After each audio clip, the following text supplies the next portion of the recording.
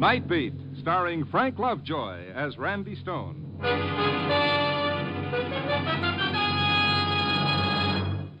See how Wheaties at 7 can help at 11. Well, sure. Your Monday morning Wheaties might have made today's wash look a lot smaller. Wheaties tomorrow could maybe make your iron seem lighter. Wednesday, Thursday, any day. Wheaties sort of make insurance policies easier to sell and fields easier to plow and typewriters easier to punch. Because when you've had your Wheaties, you've had the husky whole wheat vitamins and minerals that help keep you able to trim down big chores right down to size. Yep, making beds or making money, it just seems a whole lot easier when you've had your Wheaties. Sure, Mother. Beat 'em up good every morning on those crisp, light whole wheat flakes. It's a wonderful sight, a family full of Wheaties. What is it the man says? See how Wheaties at 7 can help at 11. That's it. Try it, huh? Wheaties. Tomorrow.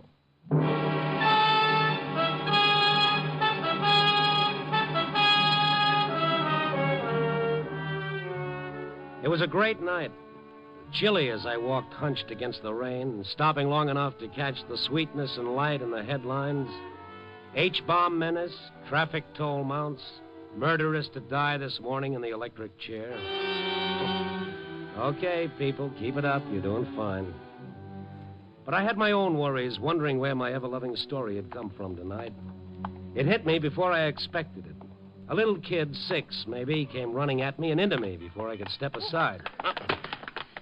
Well, you better get those brakes relined, fella. Let me go. Okay. Where to?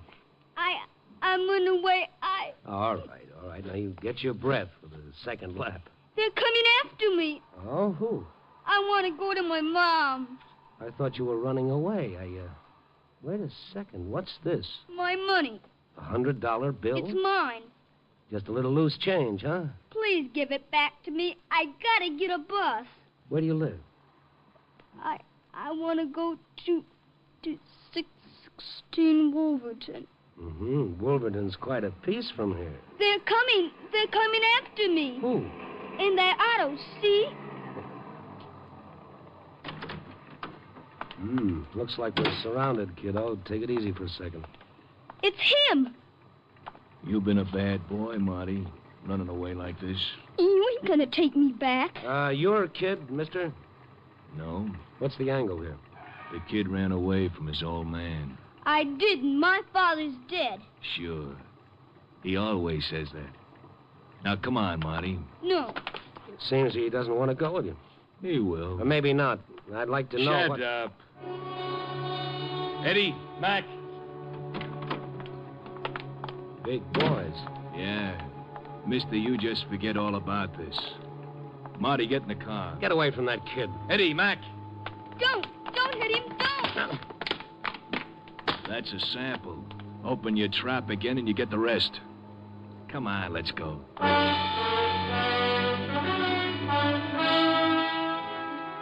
Before my eyes closed all the way, I saw them hustle the kid into the car. It began to move away, glided under a street lamp, and from the rear window a face looked out. Jerry McCallum, the brains behind almost any illegitimate enterprise you could name. Nothing too small or too big for Jerry if it made a nickel. From what I saw of McCallum's face, he could have gone in right then for murder. Mine.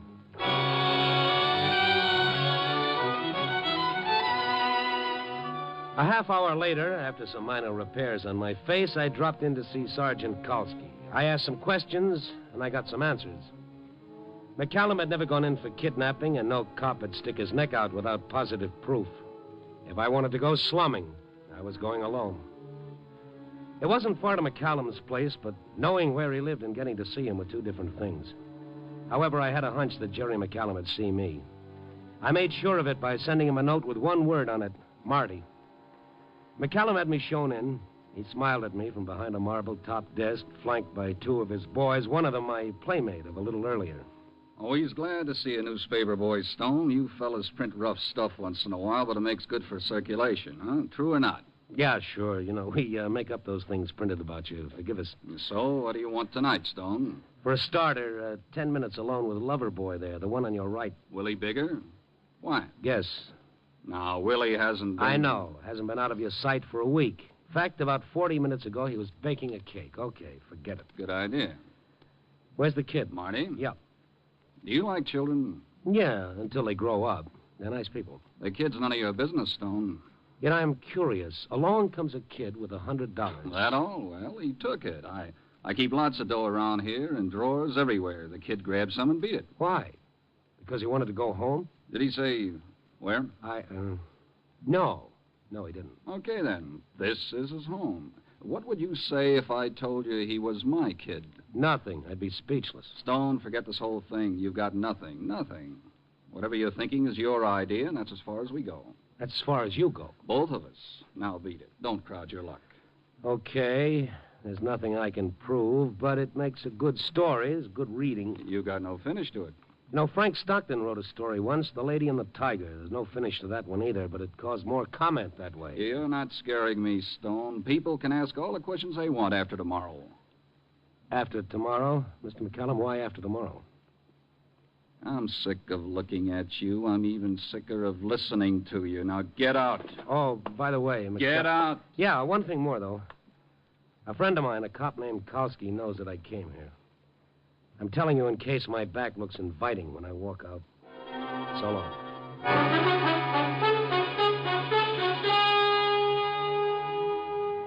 On the way down to the street, that tight feeling grabbed my throat, made my nose itch and my eyes water.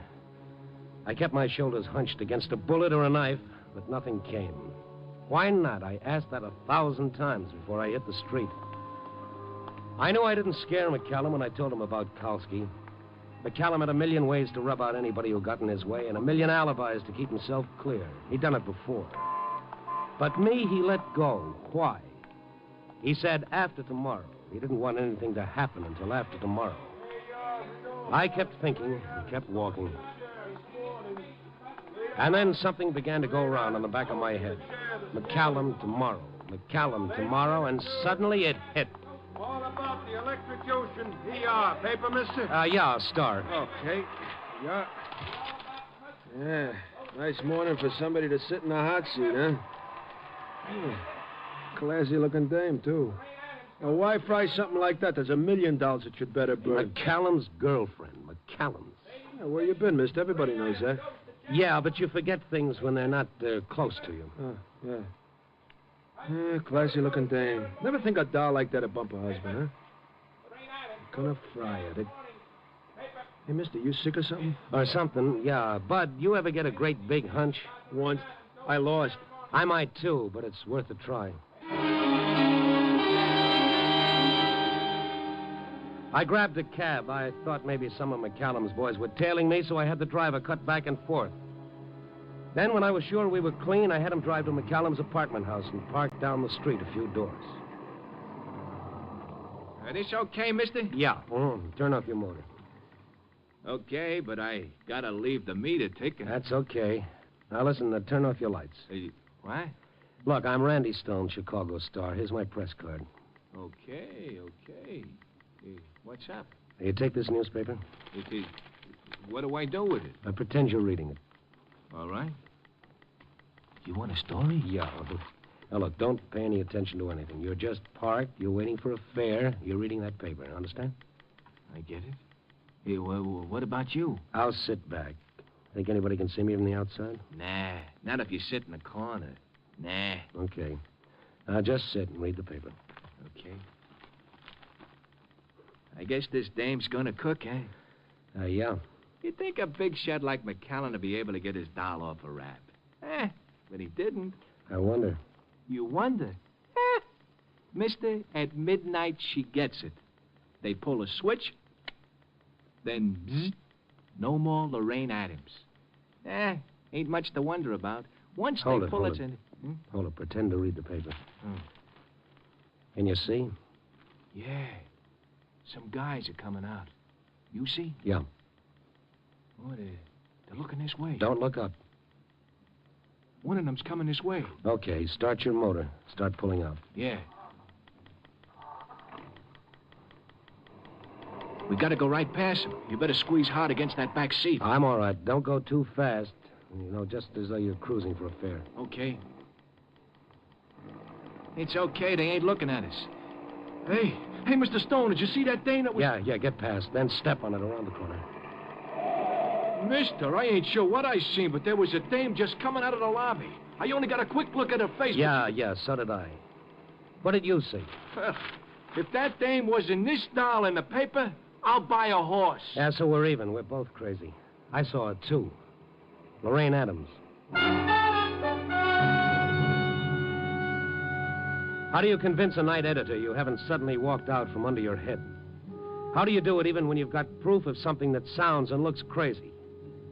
I listened to my editor, Matt Campbell. You're nuts, both of you. Stay in out of the night air. Yeah, but both of us saw. The driver... I got eyes. Yeah? You want to take any bets, either of you? Wait till that call comes through, Matt. When that call from Joliet comes through, 5 will get you a tax-free 10 that Lorraine Adams is sitting in the death cell right now. She's not. All you've got is a yarn about a kid wandering around holding $100 in his hot little hand. There's no record of any kidnapping, any... Look. Lorraine Adams killed her husband because she was McCallum's girlfriend. You remember the trial? She pleaded not guilty, self-defense. Yeah, but it didn't stick. Public sentiment was against her. Yes, and no appeal. Nothing. Jerry McCallum didn't raise a finger to get her off. Why not? Why not, Matt? Couldn't, that's all. With his battery of high-priced lawyers and with his connections? Okay. What's your version? That Lorraine Adams is free right now. I don't know how. I don't know what the kid Marty has to do with it, but... Now, there's the call, Randy. Hold your hat. Matt Campbell here. Okay, put it through. Randy. What? Putting up a fine? Oh, on the line. Okay. Now, hello. Yeah. Look, Stromberg, you're covering the Lorraine Adams electrocution, aren't you? Uh-huh. Well, listen, this is going to sound nuts, but is Lorraine Adams still in the death cell? Oh, you don't say. Okay, CR, thanks. No, that's all. So long. All right, Matt. Give. You know what I'm going to do with this 5-spot? Buy you a jacket with sleeves that tie in the back. What did Stromberg say? The Lorraine Adams execution is scheduled tonight as planned. The chaplain is with Lorraine Adams right now because at midnight, in exactly 2 hours and 10 minutes, she burns.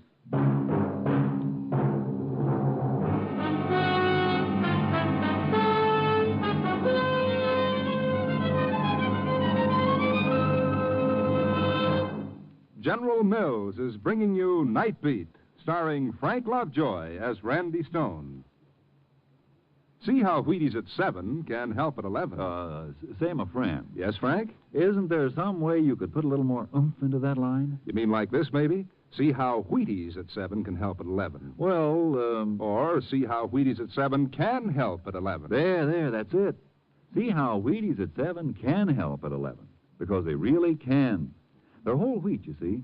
I guess everybody knows about the snap and energy you get from whole wheat. Why, you start breakfast with a big bowl of Wheaties, and the whole morning just seems to slide along easier. Big chores don't look so big. Long hours don't seem so long. People seem pleasanter when you've had your Wheaties. And you know why? It's just that Wheaties have lots of vitamins and minerals, lots of solid nourishment, the kind you need to look a tough task right in the eye. Wheaties taste good, too.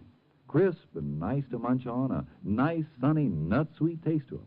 A good, satisfying flavor that keeps on tasting like more, no matter how often you eat them. You see, when you eat good, you feel good. It's simple as that. Now, my friend, would you just try that line again? See how Wheaties at 7 can help at 11. That way, because they really can, you know. Try it. Wheaties.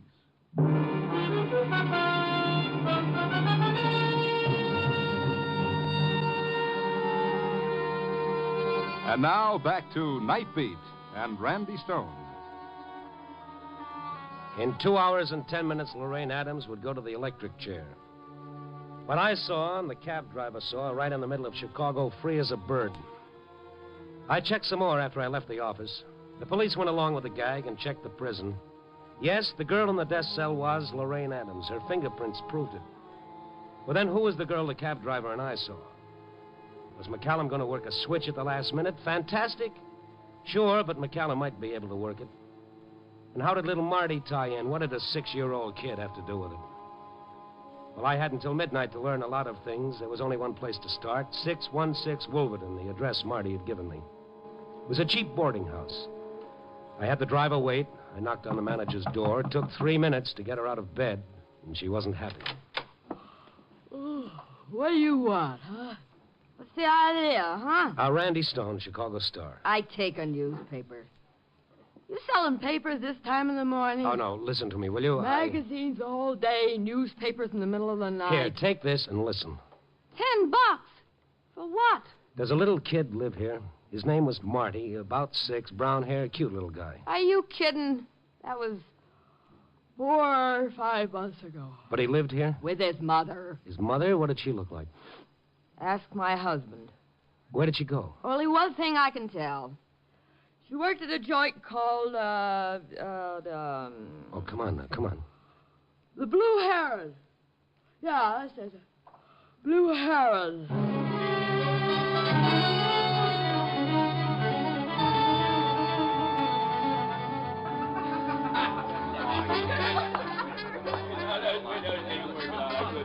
Your hat, sir? May I check it for you? No, thanks, honey. That clock behind you, is it right? Sure. It's only 10 to 11. The night is young. You want to bet? How long you been here? A year, maybe. Why? Well, I won't check my hat, but I'll leave this with you. For $5, you could leave a diving suit. Who do I kill? A girl used to work here. She had a little boy named Marty. I don't remember. Oh, yes, you do, baby. Your face shows it. So I need makeup. You've seen the kid, haven't you? You knew his mother? Look, mister, I don't know anything that goes on. I check hats and coats. That's why Mr. McCallum pays me. McCallum? Oh, the Blue Heron is one of his spots. Oh, go away now, will you? Did you like the girl? She was a sweet kid. Well, then help her. She's in trouble. God, I don't know anything, but there was a guy, a knocked-out musician, trombone player. He went for her. Find him. Where? What's his name? Harry Aaron. He used to play here, but when Peggy left... Peggy? Yeah, Peggy. Hey, you don't even know her name. What do you want? Where can I find Harry Aaron? You get out of here. Beat it. Take it easy Get now. out before I call the bouncer. With the clock getting ahead of me, I looked up Harry Aaron in the musician's directory. With only an hour and 10 minutes left, I tried to find him. Yes, he played here, he played there. He was a good boy, but he was always high. I covered one spot after another, time running out, an hour left, 50 minutes, and then finally I hit a rooming house. One of those places where you stay up all day and all night. Anybody goes to sleep, he's a curiosity.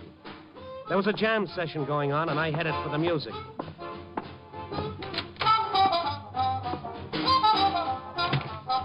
Five boys were swinging high, but the trombone player was the one I wanted. Skinny, pale face over which hung perspiration-drenched hair. I walked over to him. Hiya, Harry. Harry! Knock yourself out. Grab anything. Cut in. What do you play? Nothing. What do you drink? Nothing. What are you living for? Harry, come on off the ceiling. Can you hear me? I want to talk about Peggy. Peggy! What? What do you say? I want to talk about Peggy. You remember? What about her? What about Peggy? Let's get out of here, Harry. There's a coffee shop down the street. Hey, buy me a drink, huh? All right. But come on, huh? Hey, wait a second. Wait. Listen to that beat, boy. It's like a train running inside. Hey, grab anything. Cut in any place. Peggy. Harry. Peggy. You said Peggy? Harry, you got to come with me. You've got to talk. We got 40 minutes, Harry, and after that, it's kiss the boys goodbye.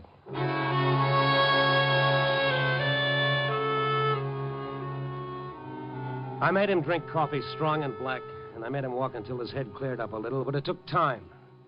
Time, and only 30 minutes of it left before that execution. And then we sat and talked. What do you want from me? I'm knocked out, me. The top is all gone, inside gone. What do you want from me? Peggy, where is she? And why did she leave? Who are you? I'm Stone, Chicago Star. Now listen to me. You remember Marty? Marty, sure. It's Peggy's kid. I got a picture of her right here. Hey?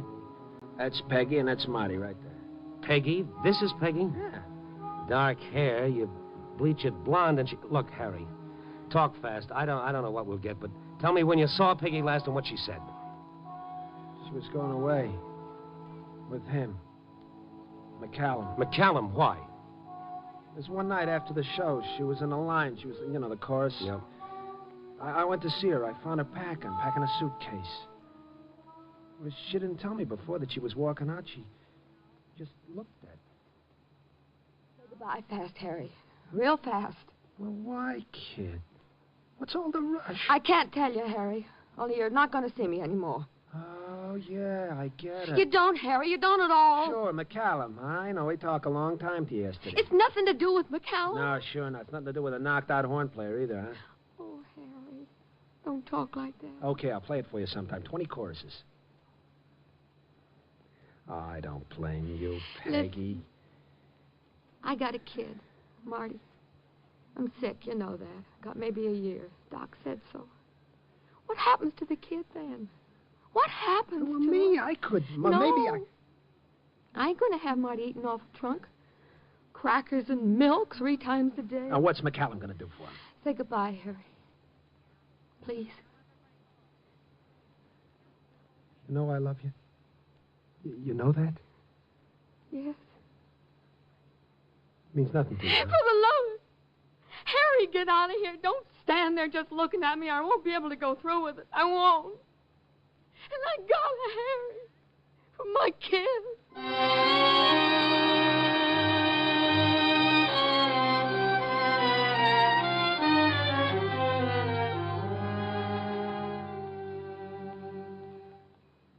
Well, that's all I know. When did that happen? 5 months ago. Just before Lorraine Adams went to trial for murder. Now, what are you talking about? Look. This is Lorraine Adams' picture in the paper. Here's Peggy. See, bleach Peggy's hair, and she's Lorraine Adams. McCallum saw that. You're crazy, Stone. You're crazy. McCallum couldn't make the switch. He did it before the trial. Lorraine Adams gave herself up a week after she killed her husband. But it wasn't Lorraine, it was Peggy. Crazy. It's crazy. No. In less than half an hour, Peggy will go to the electric chair in place of Lorraine Adams. What? Well, get her out. You gotta do something. Our only proof is Marty, but he's at McCallum's place. Stone, she's gonna die. You said it. She's gonna die. Stone, do something. Well, I'm going to Joliet to see the warden. You got to do something too, Harry. Find Marty.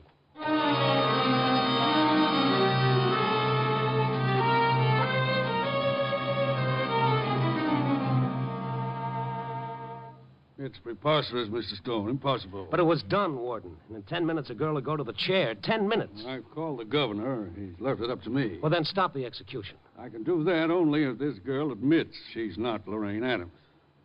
I've broken a rule, Stone, on the strength of what you've told me. The girl is being brought here to the visiting room to talk to you. And what if she doesn't admit? There's no proof. The execution is scheduled. Oh, where is that Harry? Warden, she's here. We'll bring her in, Chaplain. Hello, Peggy. What is your name? I am Lorraine Adams. Chaplain. This girl is not Lorraine Adams. Didn't she tell you that? What she told me, I cannot tell you. But in a case like I this... confessed my crime to him and to God. Yes, that you took Lorraine Adams' place. You were tried, convicted, sentenced, and you'll die. In less than 10 minutes, you'll die. I am Lorraine Adams. You took her place. You gave yourself up in her place. That's why the real Lorraine Adams was gone for a week, to give you time to bleach your hair and... I killed my husband. You're killing yourself. For what? For Marty? For your boy? No, Peggy, no. Peggy, why don't you? There's nothing else to say. Look, you made a bargain with McCallum. What kind of a bargain? That you'd never see your son again? You only had a year to live, but in that year you'd have had him. And what did you leave him to? A vicious gangster who'll never keep his promise to you.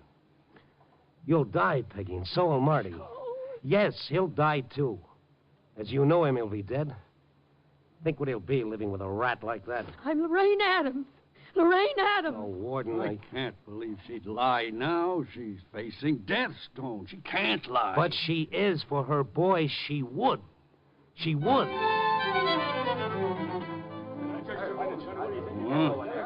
Wait a moment.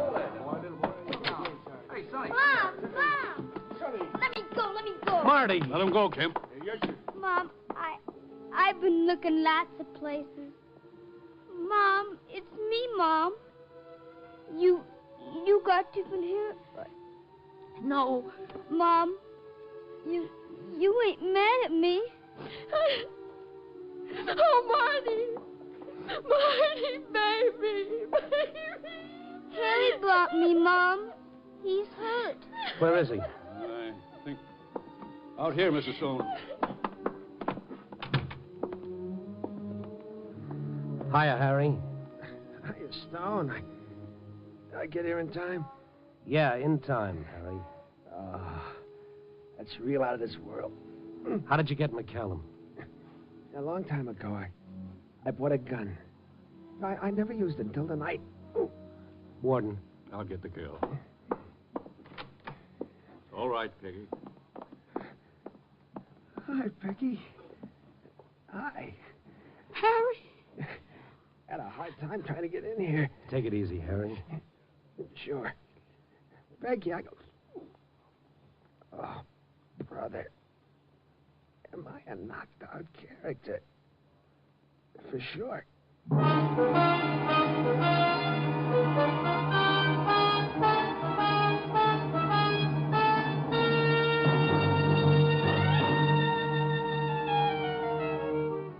Love. Love. Spell it one way, interpret it 100 ways. McCallum's for Lorraine Adams. Be willing to wreck anyone else's life. Peggy's for Marty. Harry's for Peggy. Yeah, it's love that makes the world go round. It all depends on who does the spinning. Copy, boy.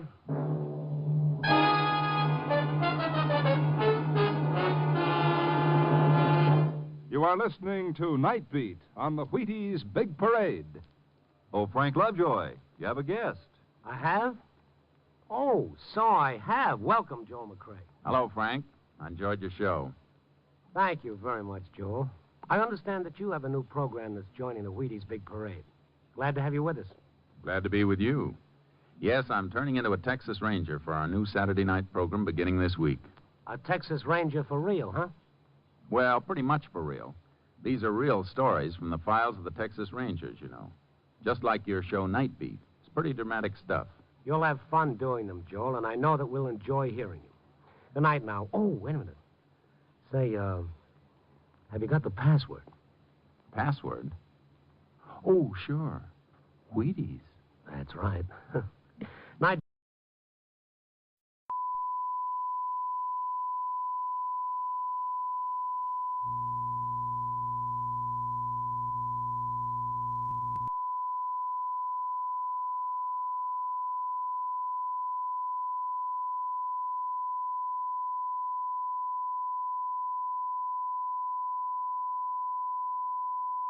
Check, testing, 1, 2. Fuck it.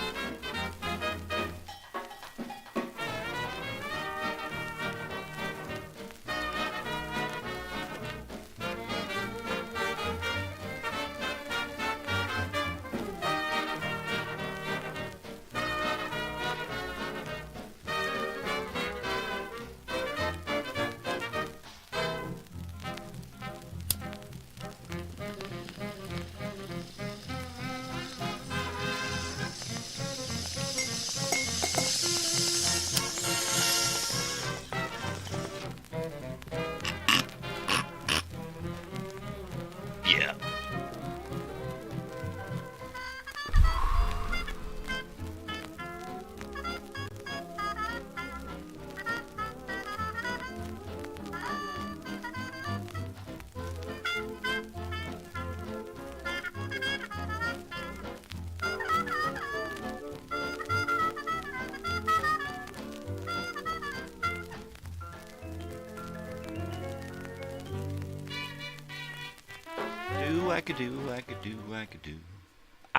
Wackadoo. Hi, people. How are we today? Good morning.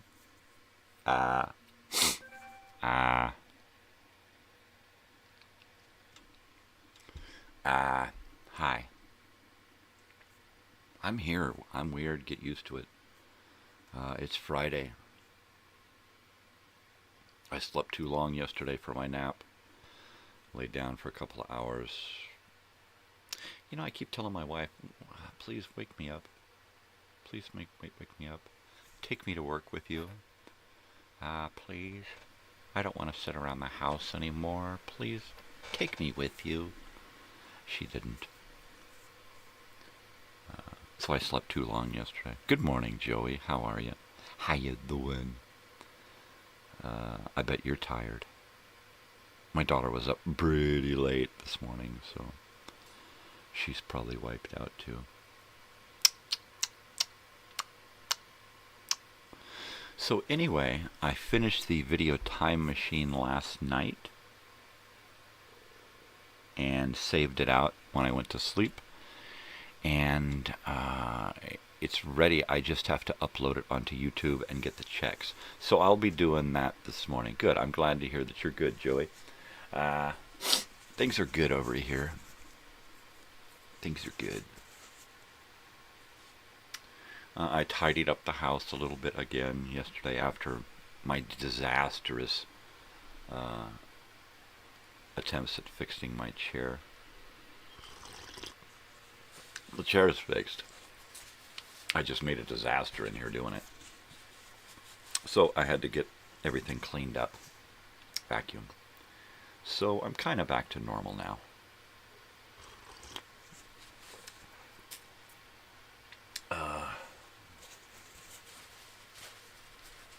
Well, like I said, it's Friday. It's May 23rd, 2025. We're living in the future. Woo-hoo. Yeah.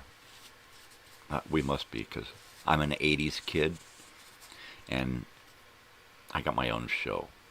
I don't know how that kind of shit happens. Every once in a while, I think, this isn't real. None of this is real. Sometimes I just feel like I died a long time ago, and this is the after. This is not real. Yeah, it's a weird feeling that I get all the time, and occasionally I will sit and ponder, what the hell? What the bloody hell? Is it possible that during one of those horrible, horrifying, scary-ass experiences that happened when I was young, is it possible that I did die? Like the movie Sixth Sense, where he keeps pulling on that closet door, but he can't open it, it's locked. And it's not that it's locked, it's that he doesn't see the table in front of it because he's not alive, he's a spirit, and he's kind of just existing on emotion, right? Heavy stuff, man. Totally heavy duty. The duty is heavy. I got a full diaper. Got heavy duty. Yeah, baby. Let's see. I will pull this out of here, because I didn't do it. And I will pull this from here. And today's album is Metallica, Kill 'Em All. It's my new copy of Metallica, Kill 'Em All. This album is from 1983. In 1983, I did not know who Metallica was. I did not know who Metallica was until probably 1984, 85, when I went to try out for a band. I was invited to try out for a band over at this guy's garage, and they wanted me to sing Metallica, and I'm like, who? I used to call them Plastica, because I didn't know who the hell they were. I didn't listen to them. I had heard a couple of things from them, and it was really, and it just sounded different to me, right? So having only heard just snippets I didn't know who Metallica was. They're like, here, listen to this song and then sing it. And I couldn't sing it like he was singing it. So I sang it like I would sing it. And, of course, they didn't want that. They wanted spot-on stuff. And I was kind of... I was kind of giving it something different. But had they used me, what I was doing with my voice would actually come along later in the 90s with heavy metal. And so, anyway, I didn't make the band, which was fine because they were all kind of older than me, and they were into stuff that I just wasn't into. So, yeah. Creeping Death was the song they wanted me to sing, and I had never heard it before. It was weird. It was weird. Weird stuff. So we're gonna be reading from the TV Guide from 1978 again today, the last day for that one.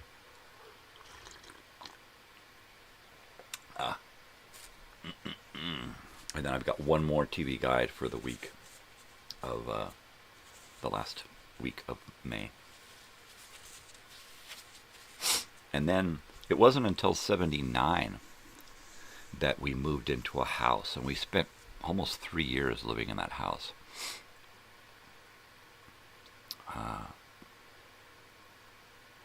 3 school years.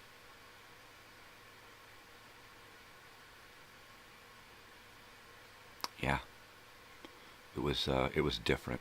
We had lived in an actual real house before, but it wasn't ours, and we only stayed there a few months.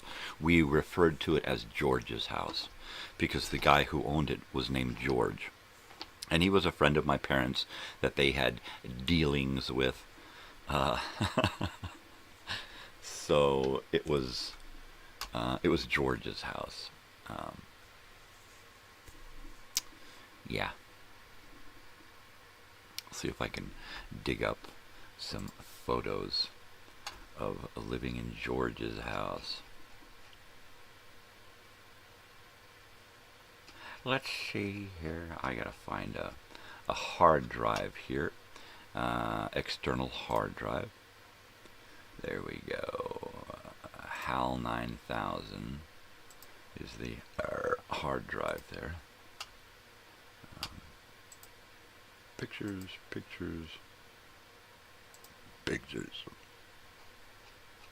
All right, here we go. And then I'm looking for scanned photos from the 1920s to the present. And then we'll go to the late 70s. Fallbrook. Early 70s. West Marina. Do-wacka-do. Yeah, baby. Yeah, I only remember living in a house on a couple of occasions. We didn't have many opportunities to live in an actual home. And I'm looking here, I can't even find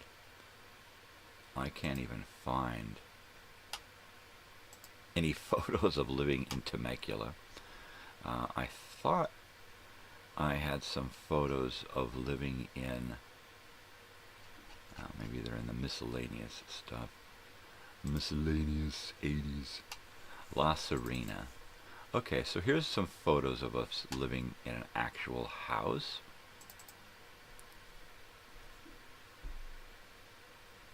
Ah, yeah, baby.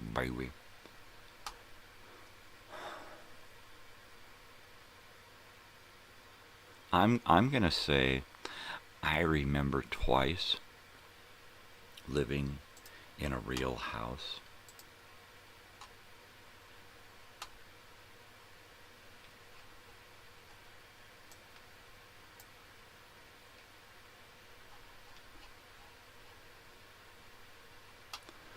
Okay, let me switch to this shot here, man. Okay, so here we are. This is Temecula. This house is what we referred to as the Temecula house. It was in Rancho, California. The neighborhood was called La Serena. And this shot is actually featured in one of my dad's video projects that he did for college, well, university. That is Gypsy Pie, the dog on the left, the German Shepherd. I don't recognize the other dog. I don't recognize the other dog. It may not be our dog. It may be someone else's dog.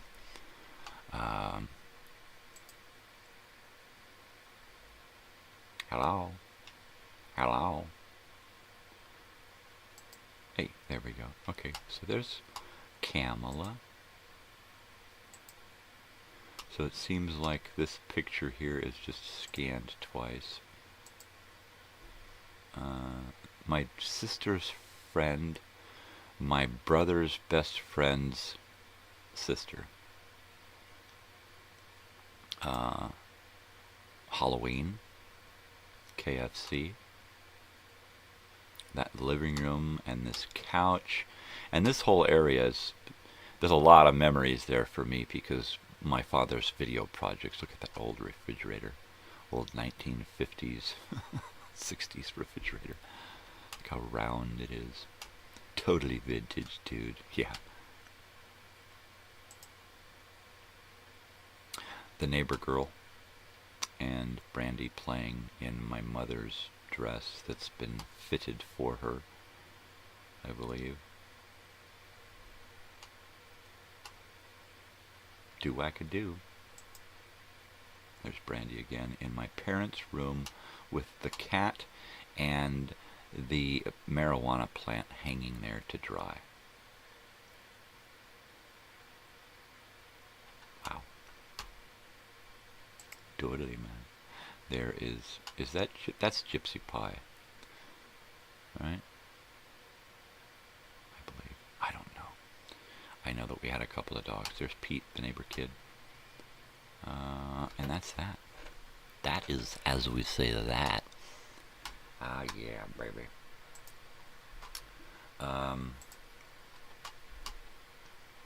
Miscellaneous anus missiles.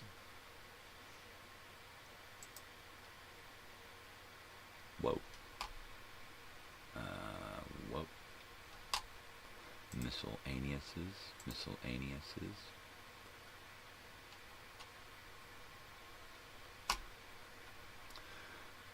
Let's see, can I find any more from Temecula?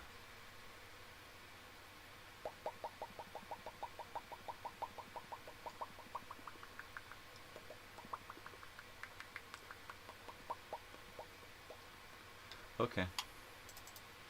So here is a shot of me. Oh man. I almost don't want to show this one.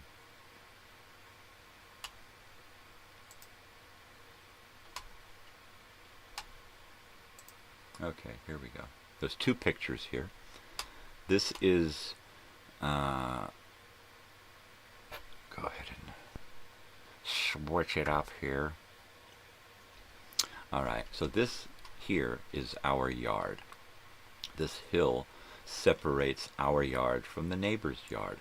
This is a cul-de-sac here, and in our yard, in front of our yard, we have another cul-de-sac. So there's 4 houses in each little cul-de-sac. Each got a cul-de-sac, and the houses all look pretty similar, you know, ticky-tack.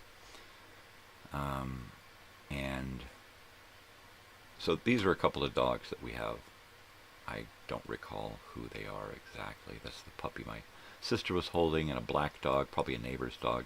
I was always into dogs. Dogs never judged me.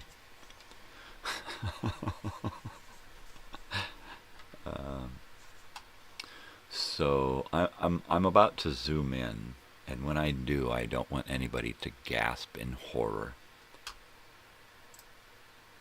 Here we go. There he is. I was one chunky kid. I remember those shoes. I think we got them from the supermarket.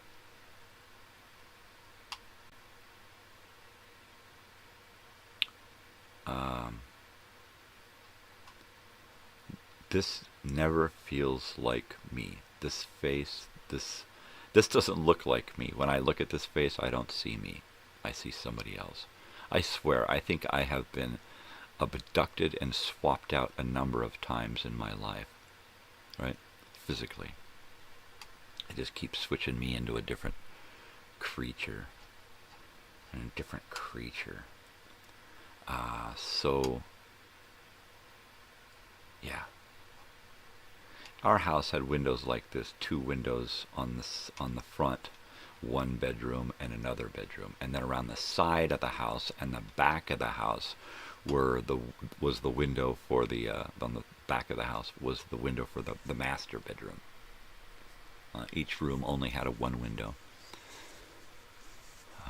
The house had 2 bathrooms. There was actually I lived here until the 6th grade, and then we took off and went to Nebraska on like a vacation. Basically, we had to get out of Dodge. So we took off and left everything in the house. We actually took off and left everything in the house and left over the summer of, I think it was 79.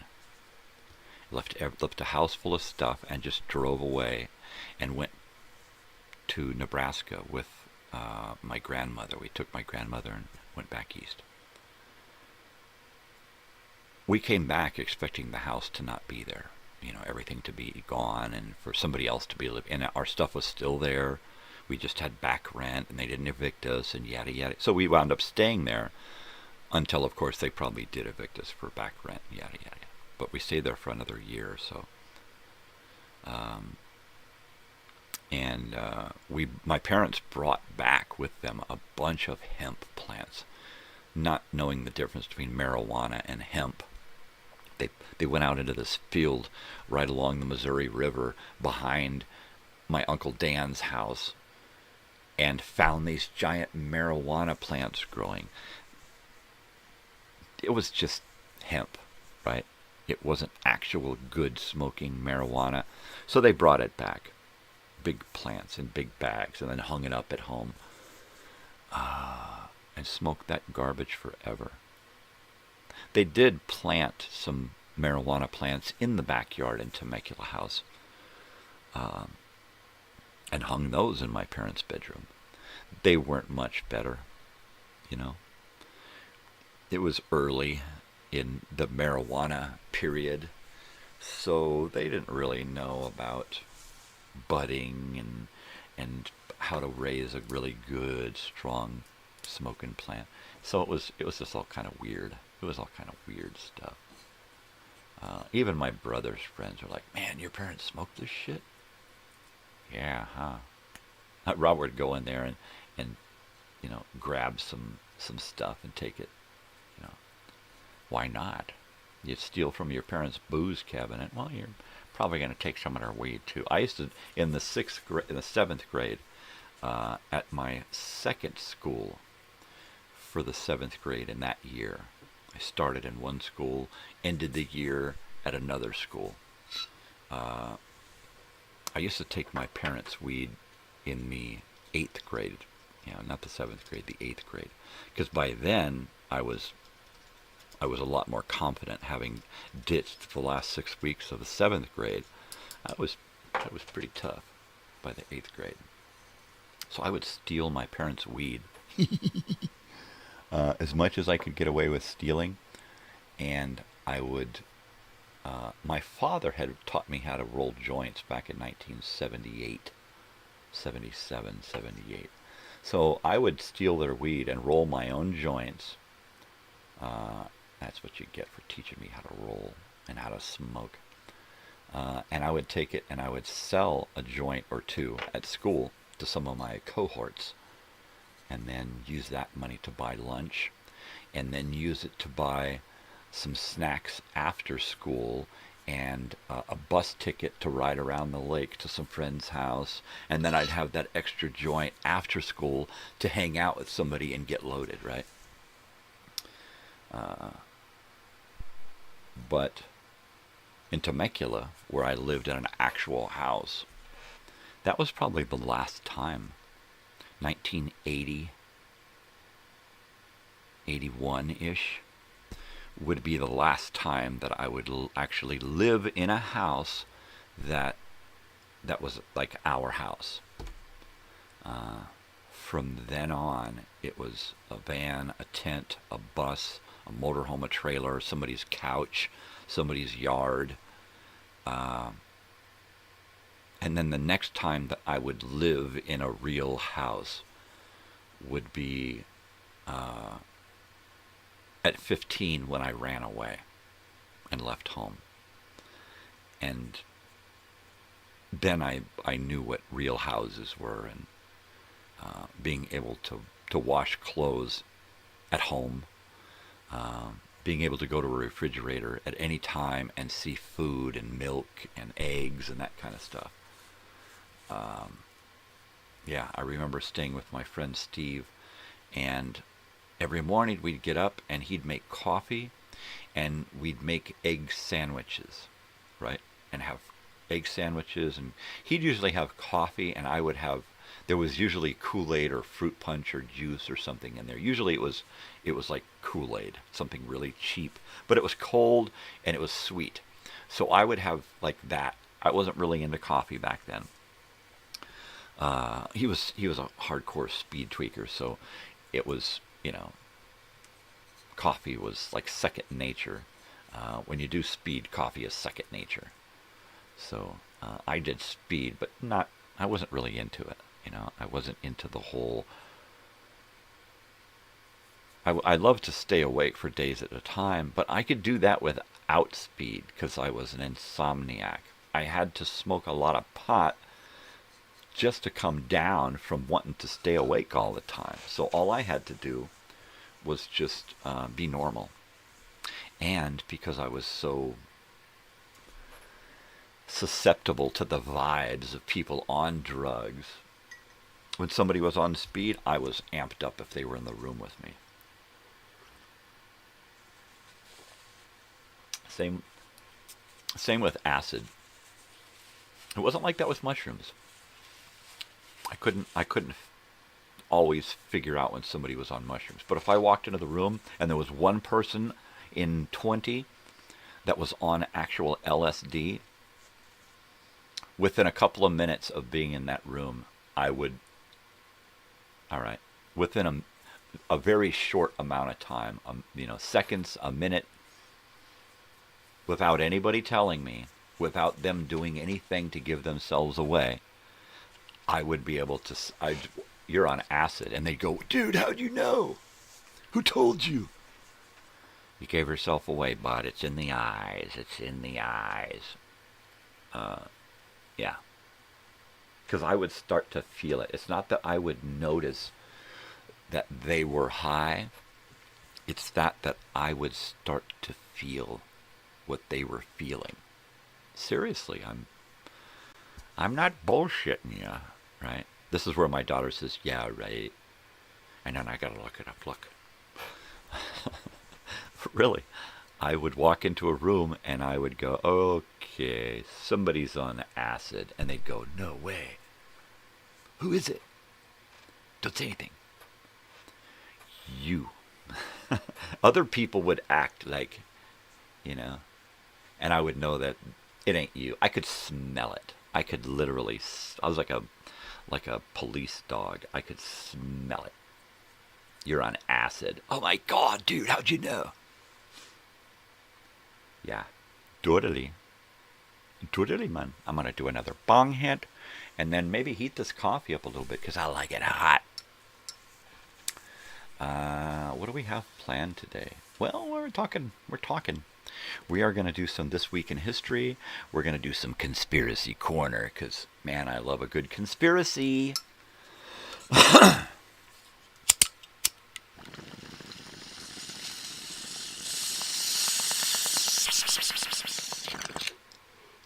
Okay. Let me go. I had to get up this morning and come out here and turn on the air conditioner. The fan is on now. I had to turn on the air conditioner when I came out here this morning. I was like, man, it is stuffy in here. I don't know what you like to do, Joey, but you may sleep with the air on, and that's fine. Natalie sleeps with her air on. I sleep with my air on. There's an air conditioner right here that's going to aim right at the bed where you're going to sleep. So if you're staying at one of the houses that we manage, you probably want to sleep with the air on there too. That we'll probably have a fan at one of the houses, right? Let me heat this up.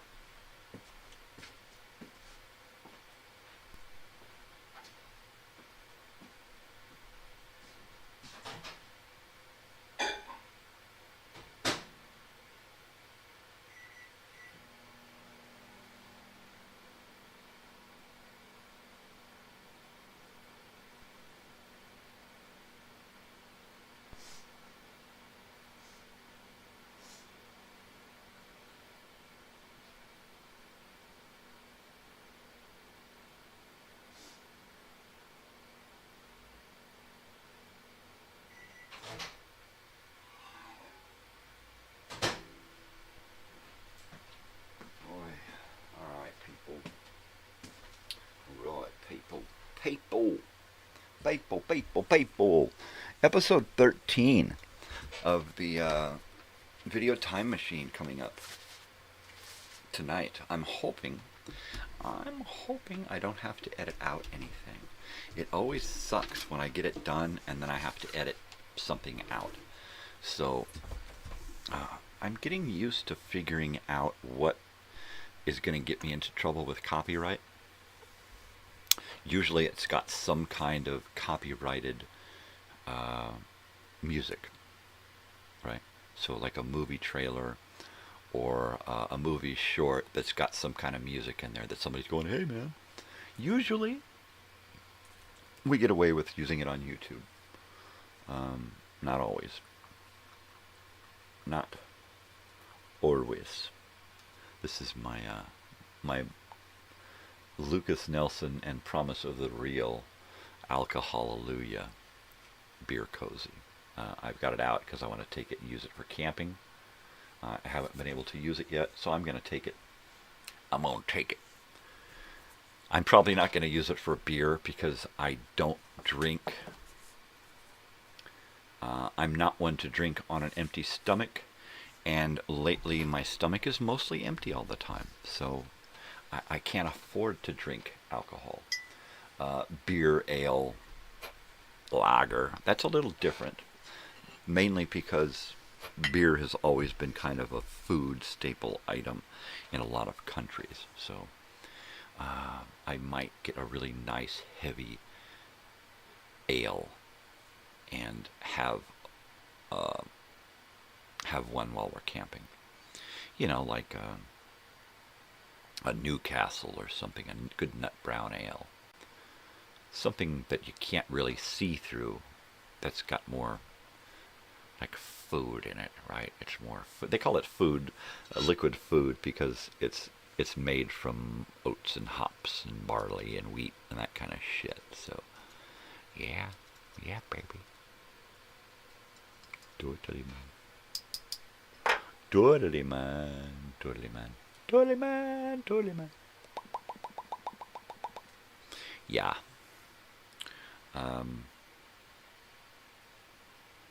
Wow, Flashback Friday. And that's appropriate because I love a good flashback. I really do. I love a good flashback. And that's what I love about the video time machine, is that it's a video flashback, right? This one, I've got some great music from the 1930s. Something that I haven't been able to listen to since I stopped doing the nighttime nonsense and nostalgia show. I'm going to get rid of that so I can not hear myself. And every time I hear myself in my head, I seem to speak a little bit slower because I'm trying to not... there's a little bit of a delay in that thing, so it slows me down. It's kind of funny.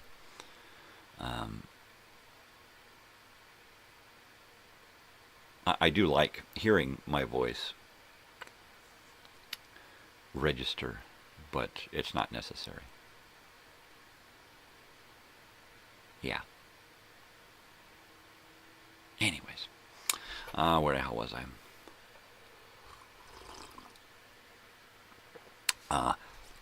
Oh, here's a funny thing. So my daughter, she's redoing her hair, and she's changing colors again, which is really cool. I mean, to be young and to be able to just say, you know what, I want to do this. It was always a really big deal back in the 80s to do stuff like that. You know, oh, my parents won't let me dye all my hair. You know, oh, my parents won't let me get a piercing. Oh, my parents won't let me get a tattoo or something like that. Of course, nowadays, your parents are like, come on, I'll take you down and get you a tattoo. You know, but I'm only 15. Come on. Come on. I got one when I was 13. So it's really different. My daughter, no tattoos. She's, you know, no piercing. There's not age. We like to decorate ourselves in other ways. Her hair is a big accessory for her.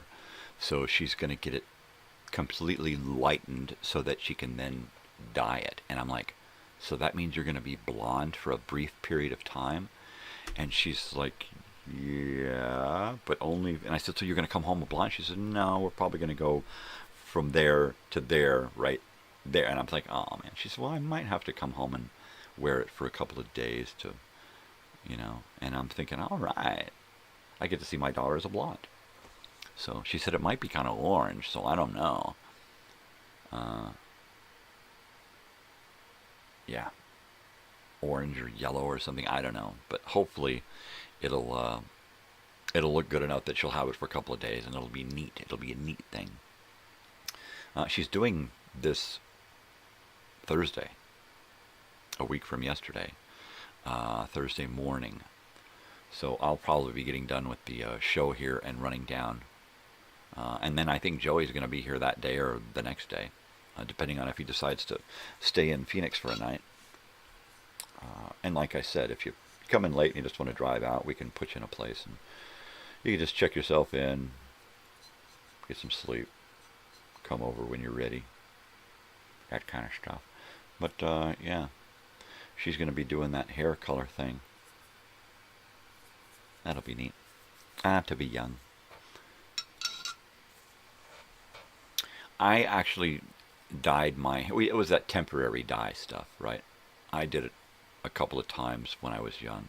Hanging out with some girls, and they're like, just dye your hair. I'm like, sure, what the fuck? Because I had long, blonde, almost white hair. So, and when it came to girls, I was pretty easy. I was... pretty easy to manipulate into doing stuff just because I wanted to hang out with girls. I didn't have many friends. So to have girls that wanted to hang out with me, that was awesome. So yeah, I would hang out with girls.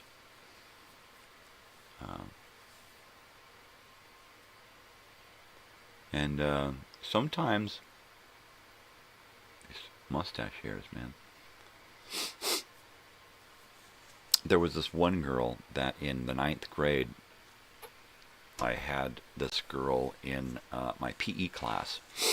Her name was Kelly, and she was in my PE class. It was basketball, I think, was the sport that we were learning that year, right? And it was like every year you have to do like one sport a semester. So like this, we were doing, you could do volleyball or tennis or basketball. There was like choices, right? And then they would just kind of rotate you around. And if you weren't picking something for PE, they would pick for you. They would just say, okay, well, the PE teacher is going to do this and teach everybody sportsmanship using this game for this semester, and everybody has to learn about the game and play the game and participate, yada, yada, yada. And I never did.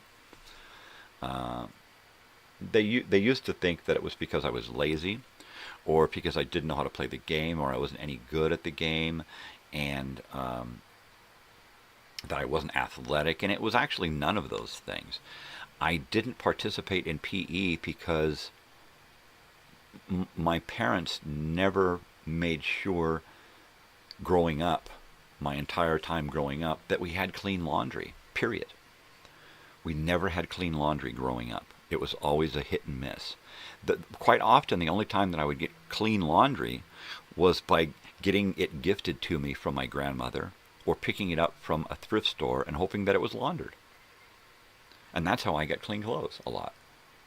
And then they would just last until they were too dirty to wear, or until, and then they would either get laundered or they would get into a pile. And that pile would just grow and grow and grow. And then it would be, go get something out of the pile. We're going to go do laundry. We're going to go do 2 loads. And there'd be like 20 loads there. And we'd have to go through and get 2 shirts, 2 pairs of pants for the week. And that was it. And that's what we got for the week. You know, get yourself a pair of pants and some socks. And they'd let us pick out an outfit or something. And then we'd wash that. And then we'd have to wear that the week. So when it came to PE, physical education, I wasn't about to go out and get sweaty and filthy and stinky, because I was already stinky. And when you sweat, it just gets worse. And as a little kid, I had gotten called into the front office numerous times, getting the stinky kid lecture, you know. And you just have to lie. And then after a while, they would get it. But we moved around so often, most of the time, that it wasn't an issue, you know. Oh, the stinky kid's gone. Whew. It sucked. It really sucked. But in the 9th grade, PE, and I looked too good in the 9th grade. I was buying my own clothes by selling walnuts at the swap meet, walnuts and pecans, and I was buying my own wardrobe at the swap meet. I would hand wash my own clothes at this point, but most of the time I was wearing something that I had worn the day before, or had worn that week, or had worn and then put away and then pick out again and wear it again. And so I just sit on the bench. You know, are you going to participate? And I just ignore them. They'd talk to me, the teachers would talk to me, the coach would talk to me, and I would just ignore them, because I didn't want to get into it. I didn't want to get into it with them, right? And so I would just go quiet, and I would go stone-faced, and I would just ignore them and not participate. And I went through most of my junior high and high school just not participating. It was easier than going into the locker room and having to change in and out of stinky clothes. And I was too scared to shower in front of people. So it just was a non-issue. I just didn't do PE. In the 9th grade, there was this girl who sat at the other end of the bleachers. There were these bleachers set up in front of the basketball court. And she sat at the other end of the bleachers doing her thing. And she was gorgeous. She was blonde, had big blonde hair. I mean, really big blonde. You know, they really did their hair up with a lot of hairspray back then. And she wore totally 80s mall rat clothes. She was not a Canyon Laker, right? The rich kids, right? She was like me. She lived in a mobile home in a ghetto part of town. She was just a regular kid, like most of us. Just a regular working class family, paycheck to paycheck kind of family. And when we first started in that PE class, Kelly didn't even look at me, right? She was completely oblivious to me. Now, I looked like probably like a cross between Vince Neil and David Lee Roth, right? Let me see if I can find a picture of this punk at that time.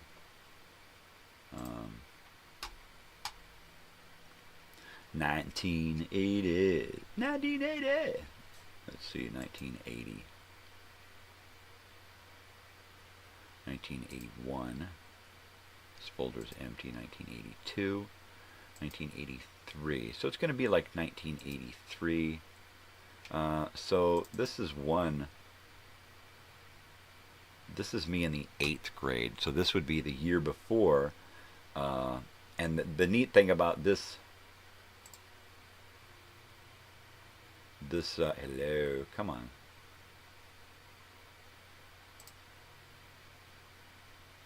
Hello. There we go.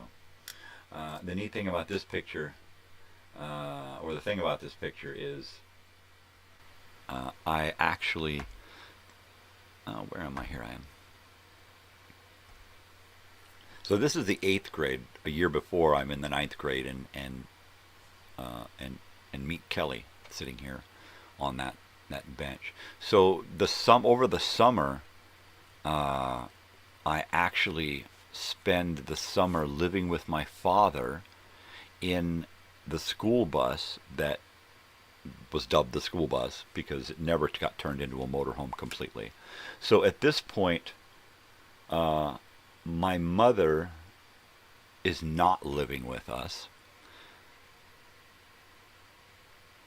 I don't know where she is at this point. I don't recall where my mother is living at this point. She could be living in L.A. She could be living with her friend Diana. And she could be living with some other people.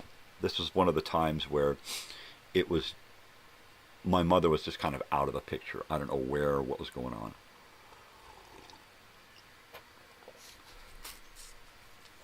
on.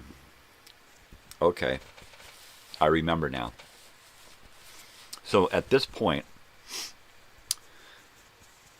we had moved from the school bus out to a place called Sage, east of Temecula, California.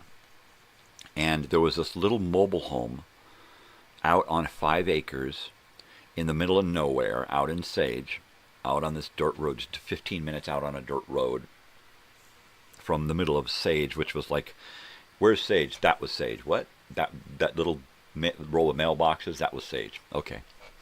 So my mother lived all the way up there in Sage with a bunch of dogs and a bunch of cats, and it was over a summer.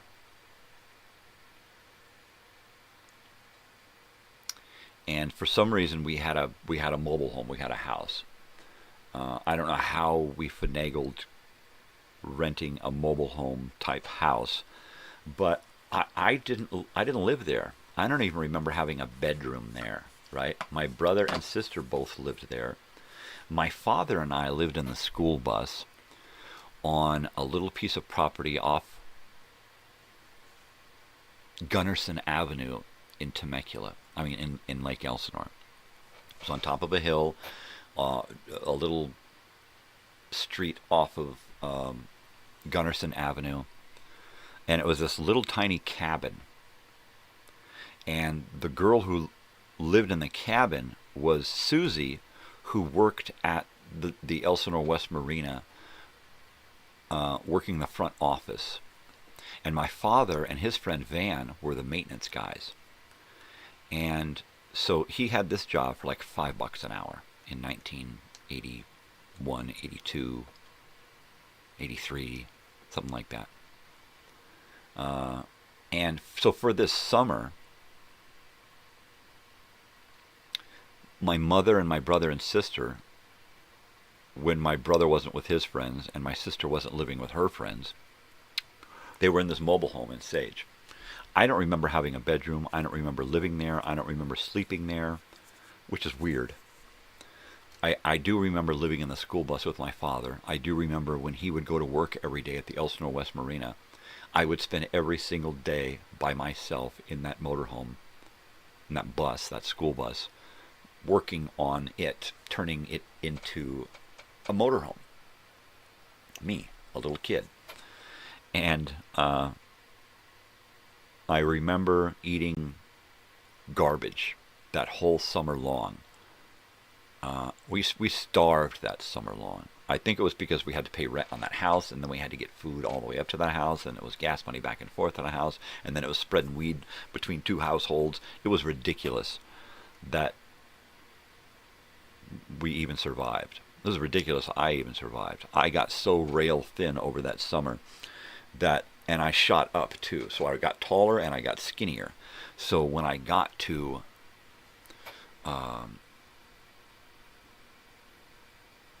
when I got to the 9th grade, I was really a different person. But I was pretty scraggly. I was pretty, what you call it? Gutter boot, gutter snipe, dirt bag. I was a real dirt bag. Some people saw potential in me. Here we go. Had to go bopping around through my files here. I didn't realize I was still there. This is, oh, there's my cotton candy shirt. The Grand Prix of Ballooning, Coca-Cola. This is one of the shirts that I got from my grandfather, my mother's father, when we went there. And I'm in the 9th grade, so I started getting noticed by girls. And like I said, I was just a dirtbag. But I was tall and skinny now with long hair. And then I kind of re-hooked up with my friend Andy. And we started working on wardrobe together, because I was just, oh, yuck. We started doing wardrobe together. And that's when I started to look really good, you know. So there you go. There's that. But living alone with my father for that summer was really, really weird. It was really weird. And then looking back, it's one of those things that makes me think on all of the other times that my mother did not want me around.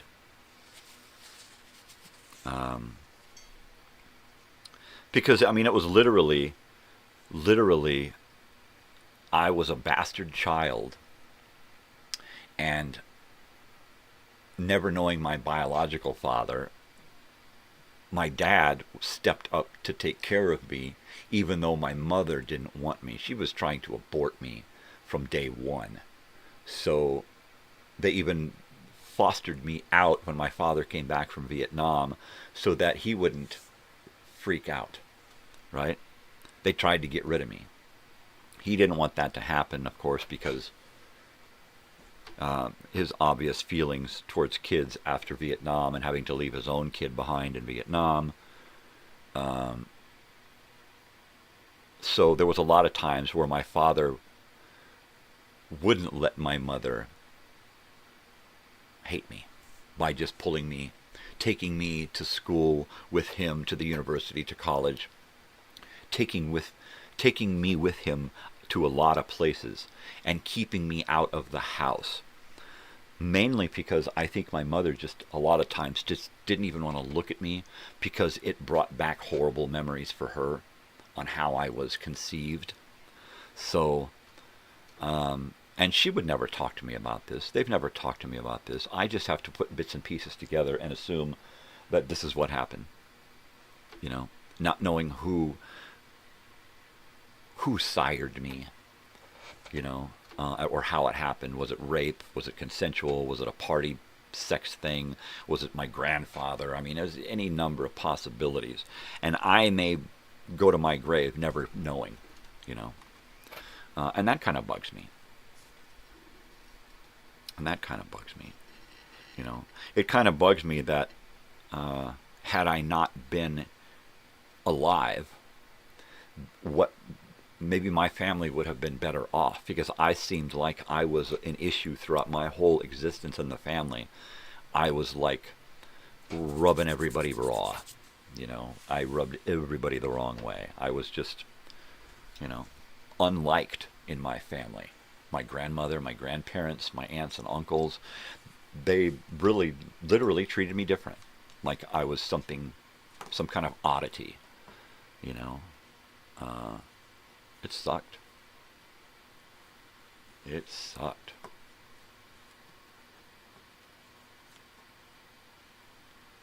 But that summer, you know, living in that school bus on that hill eating garbage while my mother and brother and sister had a house.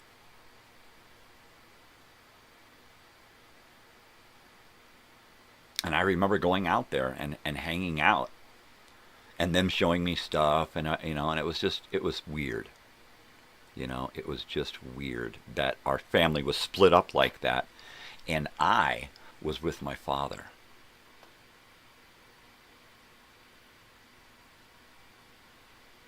You know, his wife's bastard son. It weirds me out every time I think about it. Remember, people, today's record is Metallica, Kill 'Em All. Why? Because let God sort them out. Oh, geez, that's worse. What are you going to do? Yeah, anyway. Anywho, it's getting just about 6 o'clock here on the Pacific Coast. I am going to read from the TV Guide here at some point. Let me go ahead and pull up the intranet and go to my usual This Week in History with the Encyclopedia Britannica, because that's where I like to go for my history, baby. I want history. Give me some history. This week. This Week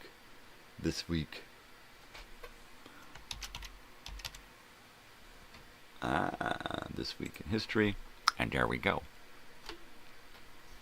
Yeah, I'm going to do lots of bong hits right now.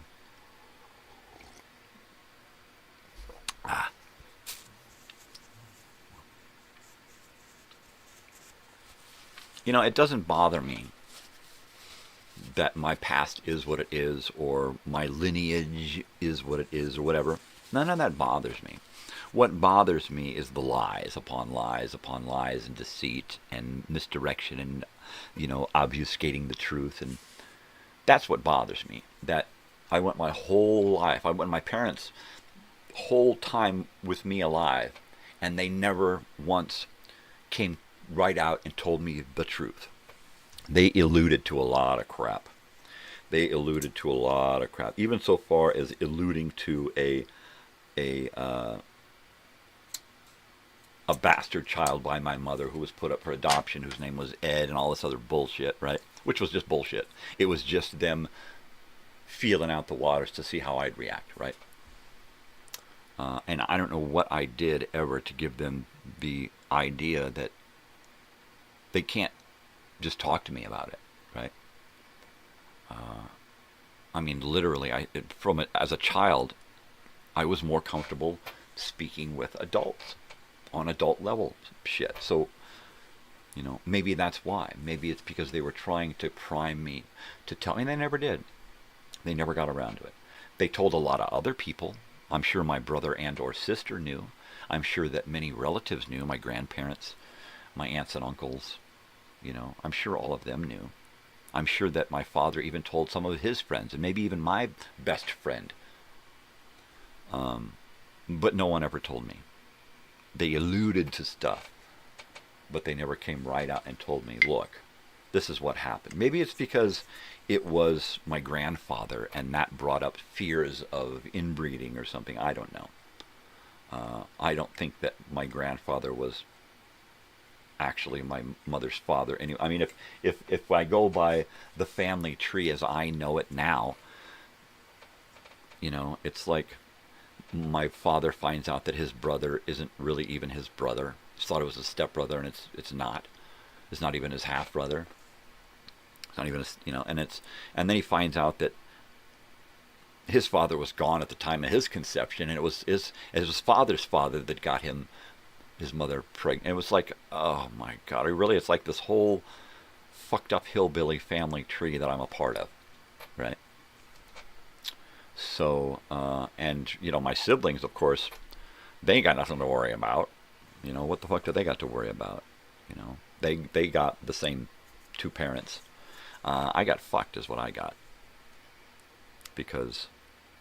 Mainly because nobody ever told me. Nobody has ever come straight out to fucking tell me the truth about what happened and what's going on and why this, that, or the other, you know. Would have been nice. Would have been nice to hear it from one of my parents, regardless of whether they were actually maybe I was a doorstep kid and I didn't belong to either one of them, you know. I share my brother's birthday, indeed. Maybe that's when they found me. Well, say you were pregnant and you just gave birth at home. That's it. I don't know. I don't know. I don't know who the Vaughns were, the Vaughn family who took care of me when I was a baby, and why I have their name as my middle name. Because I was going to be Michael Vaughn. I was going to be Michael something Vaughn. Probably Michael Edward Vaughn is who I was going to be. Or Edward Michael. Because they kept referring to that child, that rape baby, as Edward. And I think they were just referring to me. Because, you know, you just sense stuff. You just feel stuff. And that's the way it feels to me.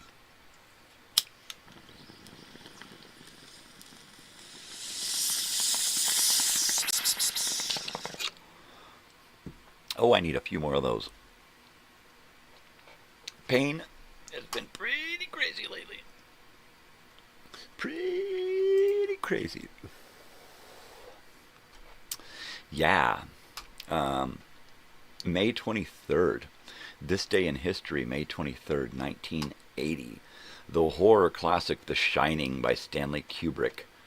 The adaptation of the 1977 Stephen King novel is released in theaters. The Shining. Jack Nicholson, Shelley Duvall. Bonnie and Clyde. This day, May 23rd, in 1934, Bonnie and Clyde were gunned down by police in a shootout in Gibbsland, Louisiana. Crazy, baby.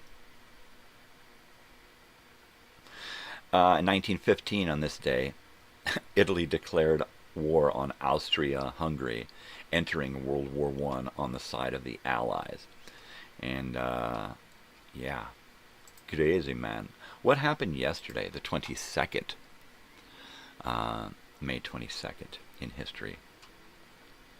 1972, Nixon arrived in Moscow as the first U.S. president to visit the Soviet Union. Wow. 1972, May 22nd. 1960, May 22nd. One of the largest earthquakes on record struck the southern coast of Chile, killing about 5,700 people, creating a seismic sea wave that caused the death and destruction in a distant Pacific coastal area in Japan and Hawaii. Wow. That's crazy. In 1942, May 22nd, Mexico entered World War II, declaring war on Germany and Italy and Japan. Wow. That's crazy, man. Let's see what happened earlier this week in history on May 27th. May 27th, 1972, Michelangelo's Pietà, the sculpture depicting the Virgin Mary supporting the body of the dead Christ, was attacked and badly damaged in St. Peter's Basilica. Ooh. 1932, American aviator became the first woman, Amelia Earhart became the first woman pilot to go solo across the Atlantic Ocean. Wow. And let's look at earlier this week in May 20th, 1946, American singer Cher is born.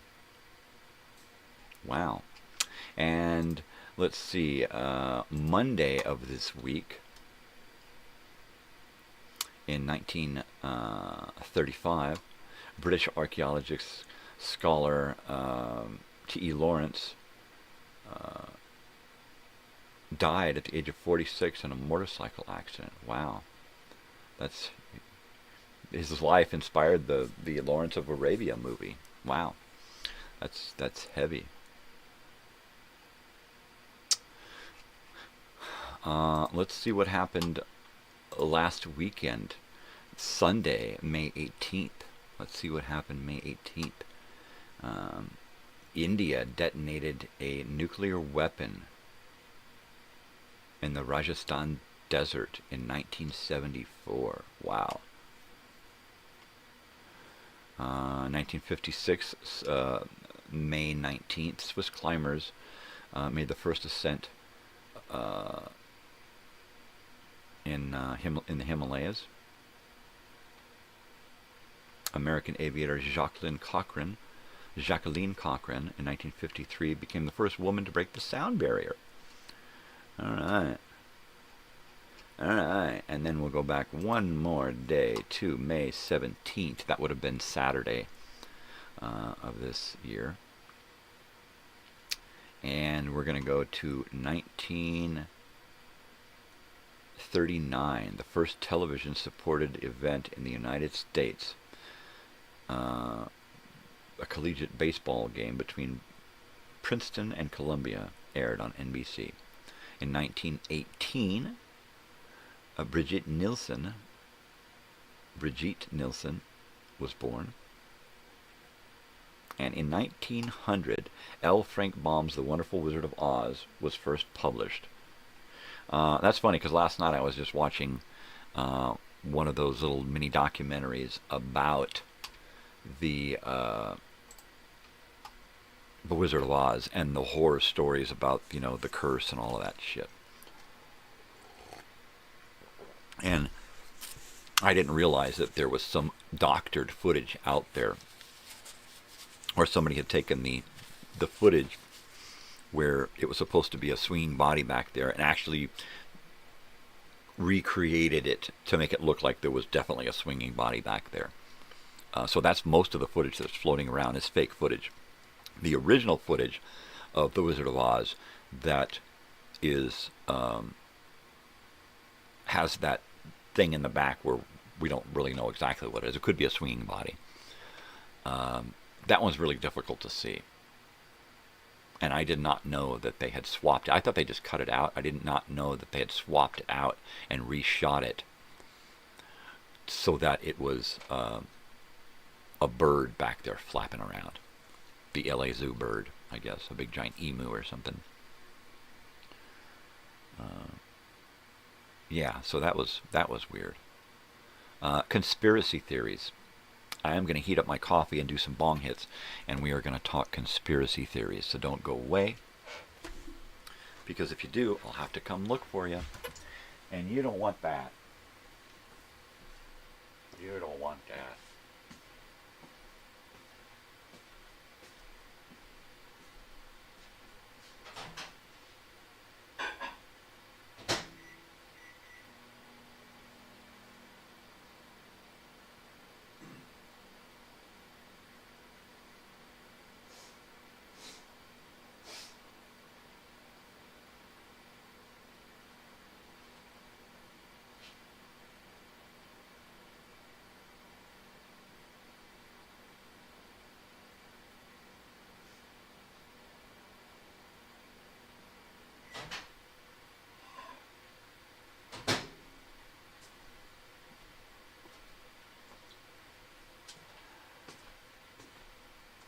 Yeah, it's the second half of the show that I start getting sad that it's going to be over soon, It seems like there's so much time to fill. Oop.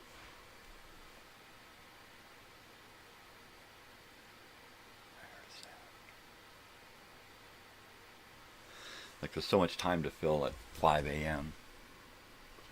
But, come 6:30-ish, it's like, oh man, it's going to be over soon.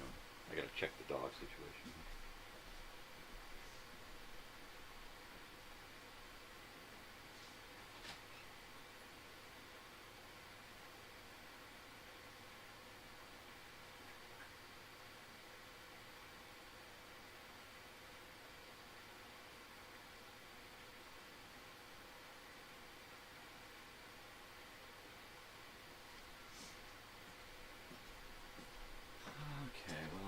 are up.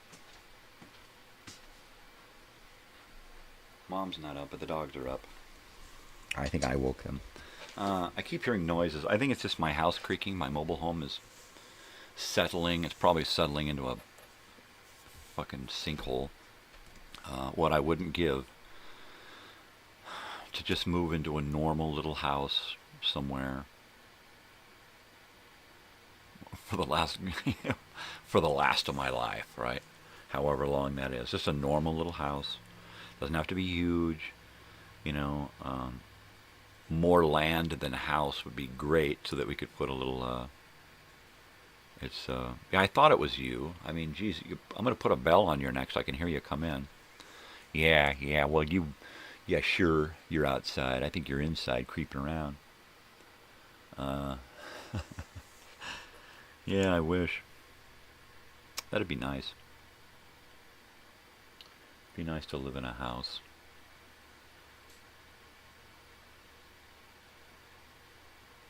Where? I don't know. Big Bear, Lake Elsinore, Colorado.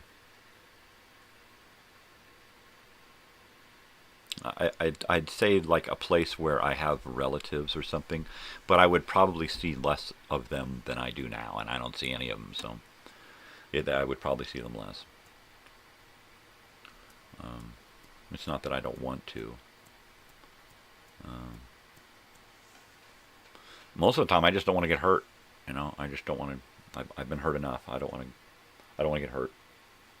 So I just avoid confrontation, which means I just avoid contact. And that's the way it is. Hi, little guy. Hi, little whiteness. How are you? This is my little baby buddy. You want to come up and say hi? Come on. Come on. Come on. Come on. Oh, you're so cute. Good morning. He loves to say good morning. He loves to say, come on. Come on. Come say good morning. Oh, stretch. Oh, give me a kiss. You're a good buddy. I don't have anything to eat. I'm not eating yet. I'm sorry. When I eat, I'll let you know. Okay? They're good little guys. I love my little puppies. My wife's been great about helping me get stuff together for camping. Even though she won't wake me up to take me to work with her. She actually, I don't know, maybe she sees the writing on the wall and she's just making me take it easy. I don't know. Yeah. A couple of months, a year in a real house, that would be great. No worries about the dwelling, you know. I mean, it could be a house that's cheaper than this, just as long as it's not sinking or cracking or falling apart or something, or leaking. Something half the size. Because you can always add on, pull a trailer up next to it, park a couple of tiny homes next to it. I'd live in a tiny home easily. If I had a building, a little shed or outbuilding or garage or something, to put all of this world in and recreate this in like a garage or a house or something, or a little building, you know, and just kind of recreate this whole little room. That would be neat. But to have 4 solid walls and a solid roof and a solid floor, that would be great. I don't think it's going to happen.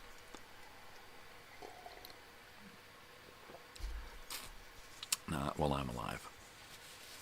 I'm hoping my daughter and wife don't continue to stay here much longer after I'm gone. Because that, you know, that would suck. Unless, of course, I'm still here too much in memory to leave, then I guess, you know, then that's good. I don't know. You start thinking about what's going to happen when you're gone, and it just brings up too many questions. I mean, you know, emotionally, I'm like, oh, you know, emotionally, it's not about me. It's about how are they going to feel. right? Because I'm pretty unattached.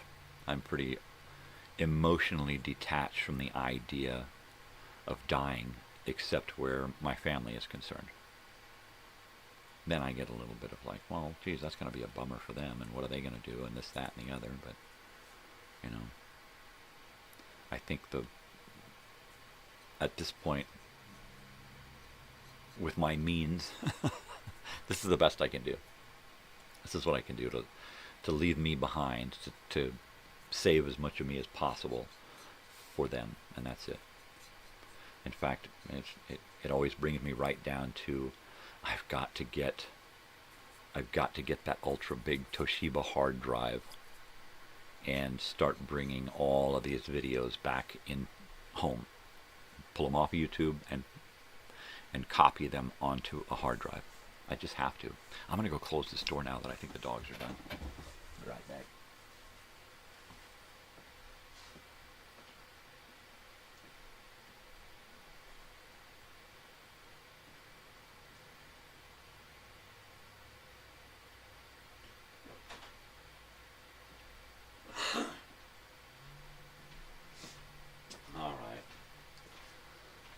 Let's see if they're gonna stay in bed for another 45 minutes here.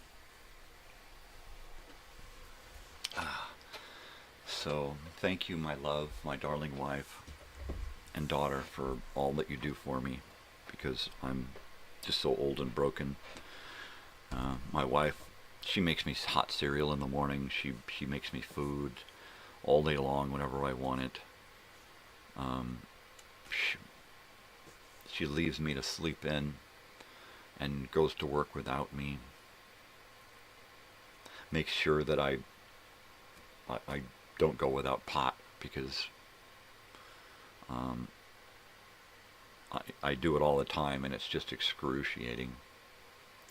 And I do it on purpose. You know, I'll be like, oh man, I'm running low on weed, so I'll just start smoking less and less and less, and kind of trying to spread it out as much as possible, the smaller amount of weed over a greater amount of time, so that by the time I actually go and re-up or get some more weed, there's so little in my system that the pain is just fucking crazy. And if I like don't smoke for like more than 2 days, the pain becomes so unbearable that it takes me like a week to get back to where I can manage it again. And then I wind up smoking way too much during that week in order to bring the pain level back down. So mainly, I smoke this shit in the morning when my pain is at its most extreme. Mainly because I'm just waking up and my body's saying, hey, remember me? The first hour of waking up is being groggy as hell. And then as I wake up, I start to reconnect with my body and the pain. And then by, like 5:30, I'm sitting here just trying to do bong hit after bong hit. The coffee just helps me stay awake for the duration of the show. But once the cameras are off, I can easily just crawl right back into bed and go to sleep. I don't like to do that. If I have to, I will. If I've got to get up later and do something, did something just fly into me?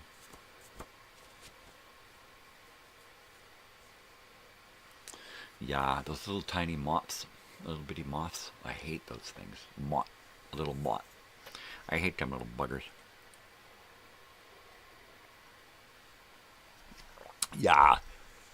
You hear me now and talk about it later. Conspiracies, man.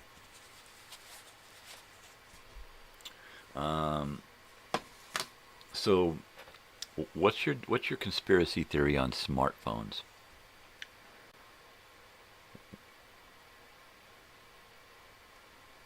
And the idea that they brought about these cell phones and these smartphones and stuff. And in order to get people to buy them, more expensive to buy, more expensive to subscribe, huge monthly payments, insurance, all this crap that goes along with owning a smartphone and a cell phone, especially early on. It was way expensive. How did they get us to gobble these fucking things up? They started reducing landline service in many areas. And then they all but eliminated it in most areas. And now you're hard-pressed to find a payphone anywhere. And even the payphone is piggybacked off a server, and it's not really a landline anymore. So if everything goes out in our town right here, we can't go to the payphone in town and use it because it'll be out as well. See, I knew those dogs were going to do that. So you have to have one of these fucking things.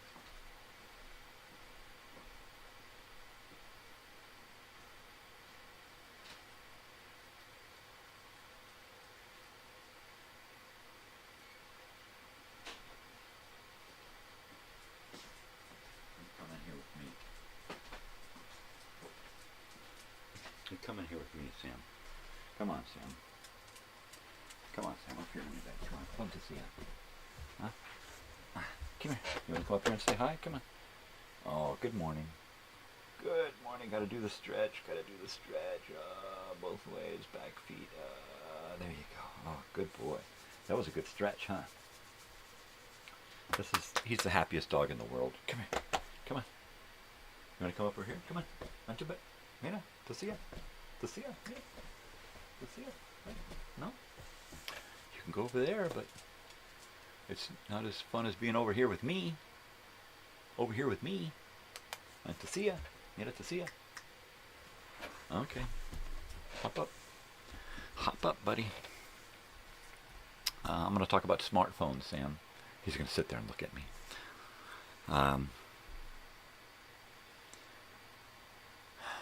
It's my thinking that the whole smartphone thing, the whole locator thing, social media, it is all one package that they designed specifically for humans so that they can monitor every human on the planet. Why else would they give phones away? They call them Obama phones.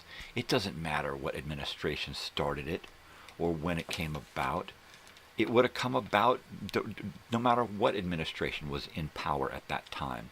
Why? Because it was already in the works. It was already been decided that, look, we're going to come up with this device that everybody is going to carry. How are we going to get everybody? That's going to be too expensive to put something like, no, we're going to make them buy it. Well, right, you're going to get them to buy their own tracker, right, so that we can monitor them all the time. Yeah, sure. Think about it. Think about it. I mean, they literally get us to give up all of our information all of the time. They know where we're at. They know who we're with. They know what we're buying. They know what we're wearing. They know what we're smoking, what we're drinking, what we're eating, right? Everything, every single thing about us. We just go, right? And then all of that goes into a computer algorithm, all that information, and we each have our own little algorithm that monitors us and keeps track of us and every little thing that we do and everything that we are, you know.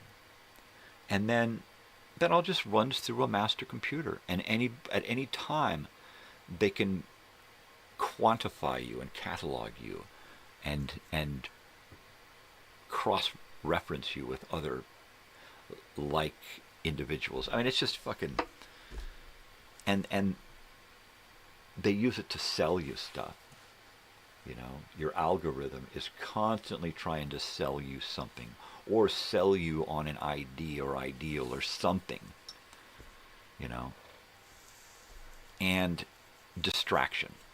It's all about the distraction, misdirection, misinformation, propaganda. Smartphones are supposed to be the boon of mankind, and it's the bane of our existence. It is the worst thing to happen to humanity. It should be the best. We should be able to get on there and find any information we need to make our world a better place. We should be able to help each other.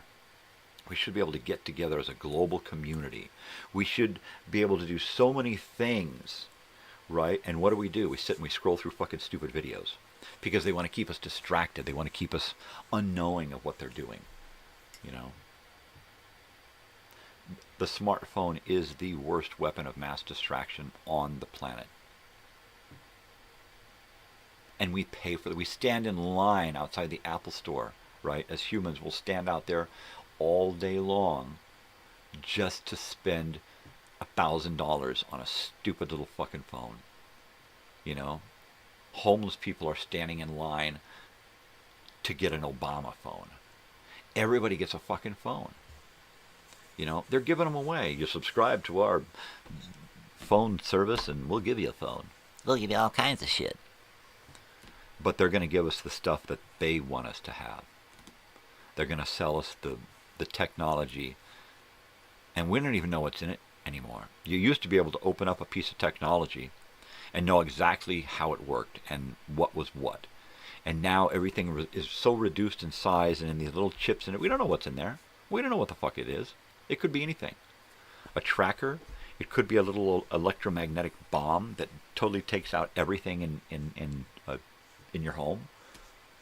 Who knows? They could have it in your phone so that when you're driving down the road and they want to stop you, electromagnetic bomb in your phone, it pulses and it kills your car.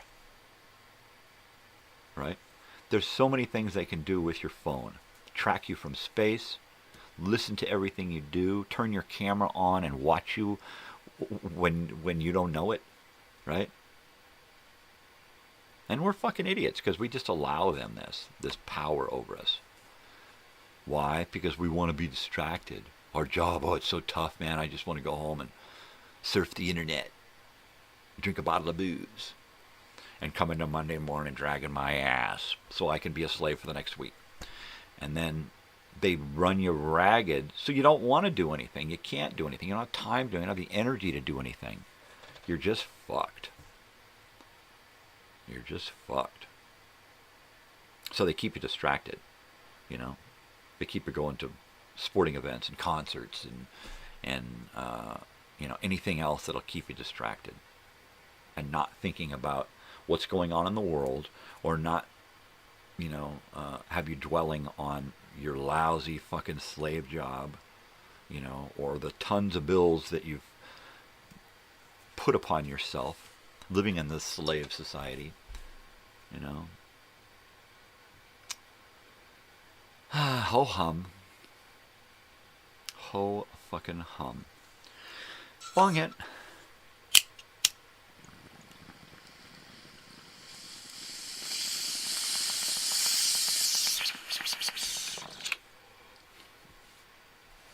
Yeah. I would have lost a finger.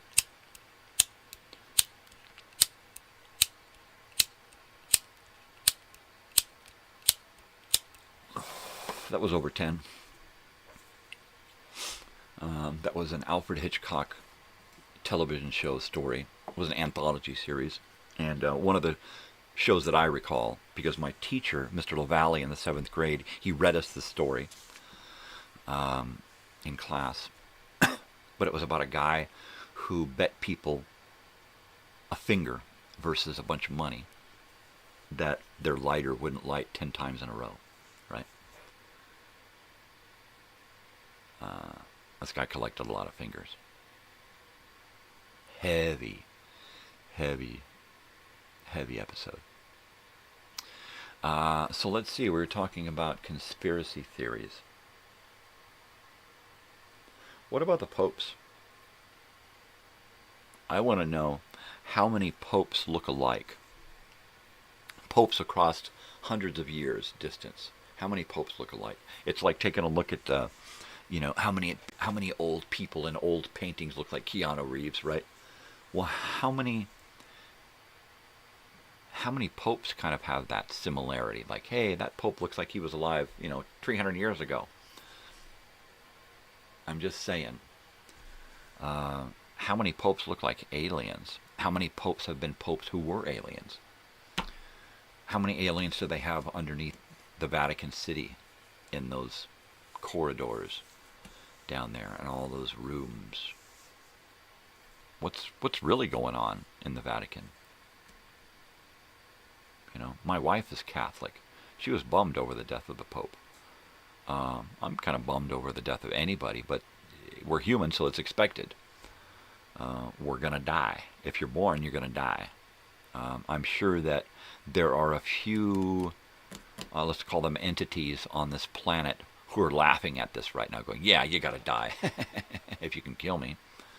I'm sure there are creatures, beings, humans maybe,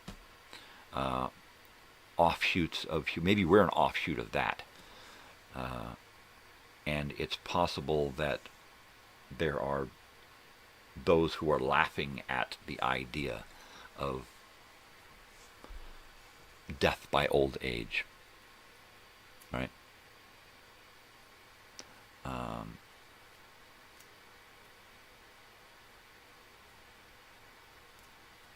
Think about it. Think about immortality. Think about mortality. Think about the length of time that the average human lives on the planet, right? And think about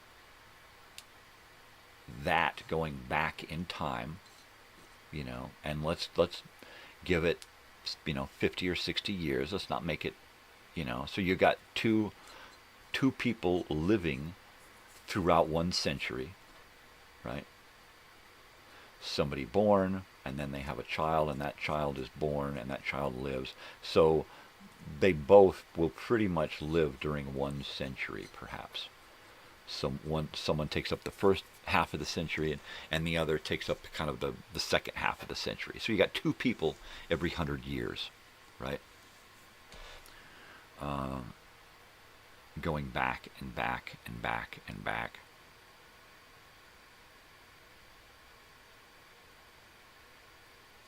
I'm sure that we're going to repeat faces, right? But what about repeating people altogether? What about people who don't die?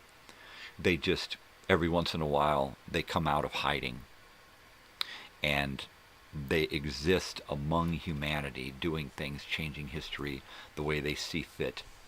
And then they kind of drift back into the behind the curtain,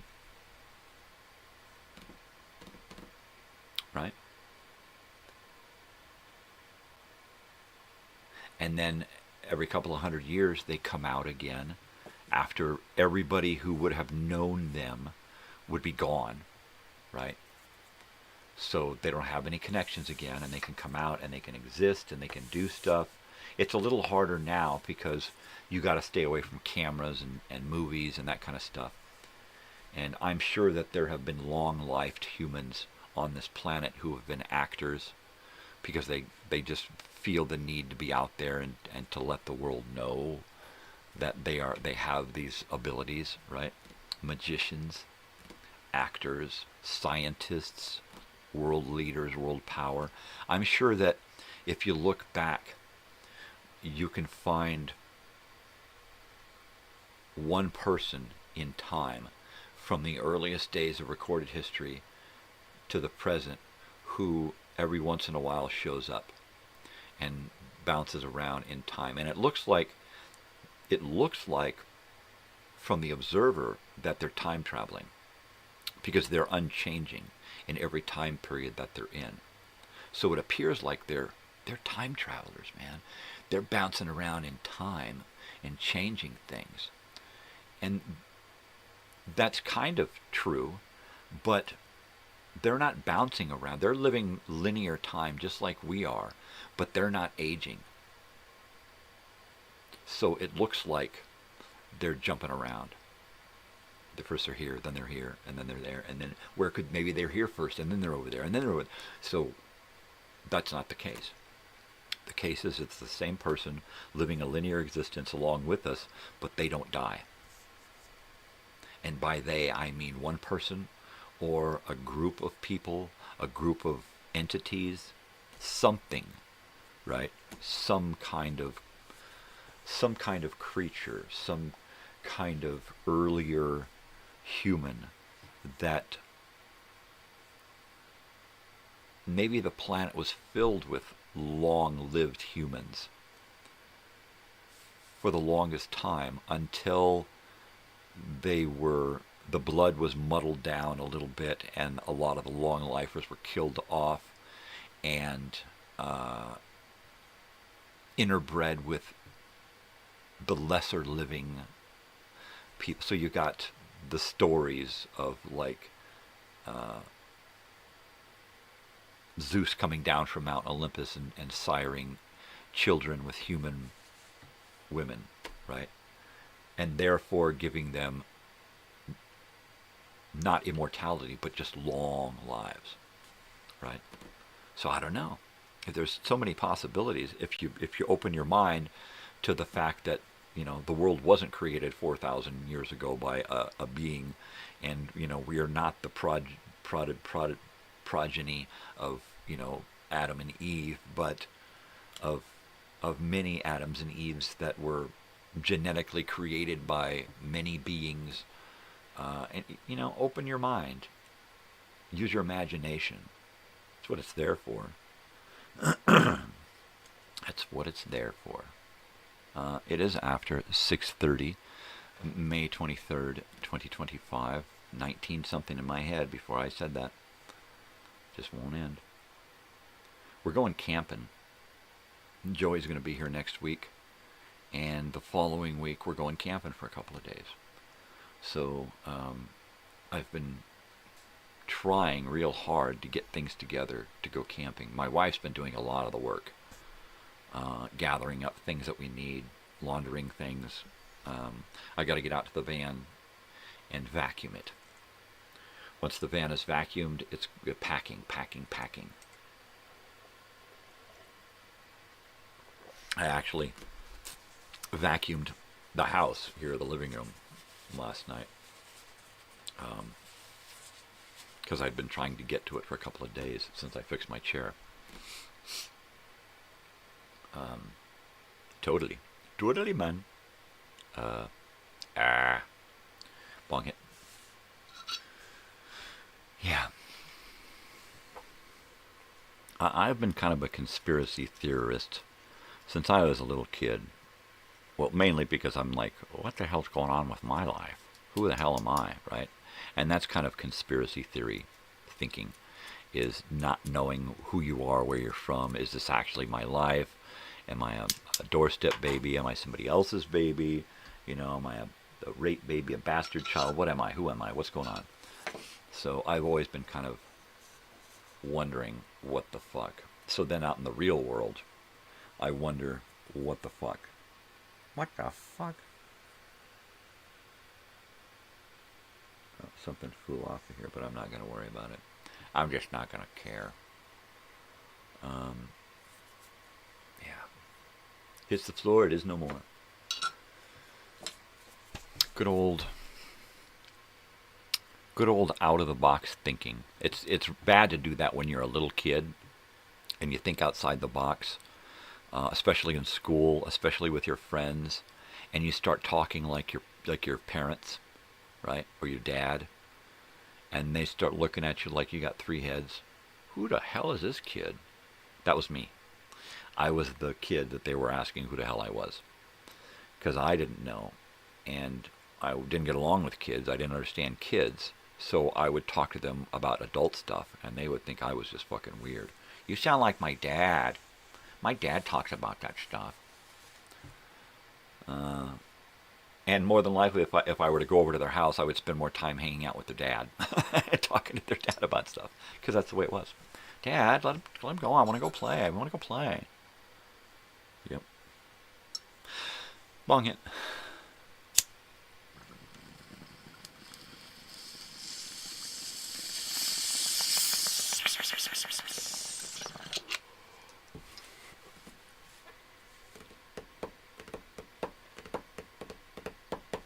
shielded telephone box. That's what I need.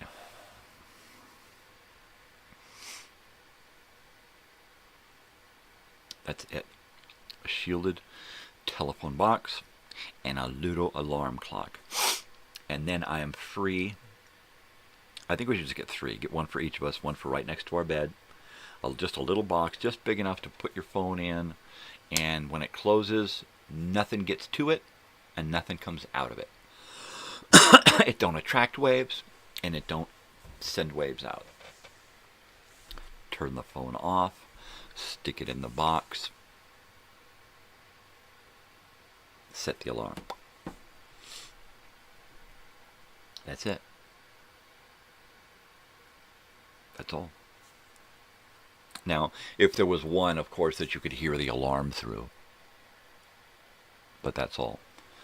My daughter would like that because she likes to use her alarm on her phone. She's picky. She has the right to be picky. She can do whatever the heck she wants. She don't hurt nobody. All she does is better herself and take care of people and be kind. So she can do whatever the hell she wants. Right? That's what it's all about. My wife giggled when I told her that you said that you'd take Natalie out for a drive, you know, or make her drive the trip out there. She thought that was cute. She thought that was cool. I didn't tell Natalie. I don't want to make her nervous. She'll be thinking about it the whole week. But yeah, I would suggest that if you're up for that, to just say, hey, you want to go drive around the neighborhood? You can drive around the neighborhood, and you can show me the neighborhood. She doesn't like to cross the highway, so it's like this side of town. That's it, you know. But that's cool. That's cool. She needs to get out and drive. I need to get out and not drive. I just need to, like, get out of the house. Outdoors would be good. Just outdoors. Crazy man, crazy man. Crazy man, crazy man. Crazy man. Crazy man, crazy man. Oh, yeah. I just can't stop thinking about this camping trip. It's going to be fun on a bun. Fun on a bun. It's really Friday, isn't it? Sometimes I get confused and I skip a day or lose a day or something. But yeah. So it is Friday. What do I got going on over the weekend? Today I'm going to upload that video Time Machine, get the checks on it, and then probably try to finish uploading the week of the 7th of July. And get that week uploaded. And then I'm going to just keep collecting stuff to do the programming for the special programming for the 4th of July. Just as much as I can kind of gather that makes me feel what America's all about, you know. That'll be neat. News broadcasts from the bicentennial, parades, Black history, Native American history, immigration, immigrant history, that kind of stuff. Stuff that says America, right? At least what I grew up thinking America was. So, yeah, so there's that. At the end of the video Time Machine, when I try to do a Rest in Peace episode, at the end of this one with George Wendt, I was able to find just enough little things. I actually had to play something off of the computer here and record it, some audio, just so I had the right audio for the little moment of silence, right? So I led into the moment of silence with the Cheers logo. And then came back in with, hello everybody, Norm! Keep them taps rolling. And a picture of Norm at the bar. Norman Robert, or George Robert Wendt the third. 48 to 25. Yeah. He did a lot of stuff. He had like 173 or 4 credits to his name.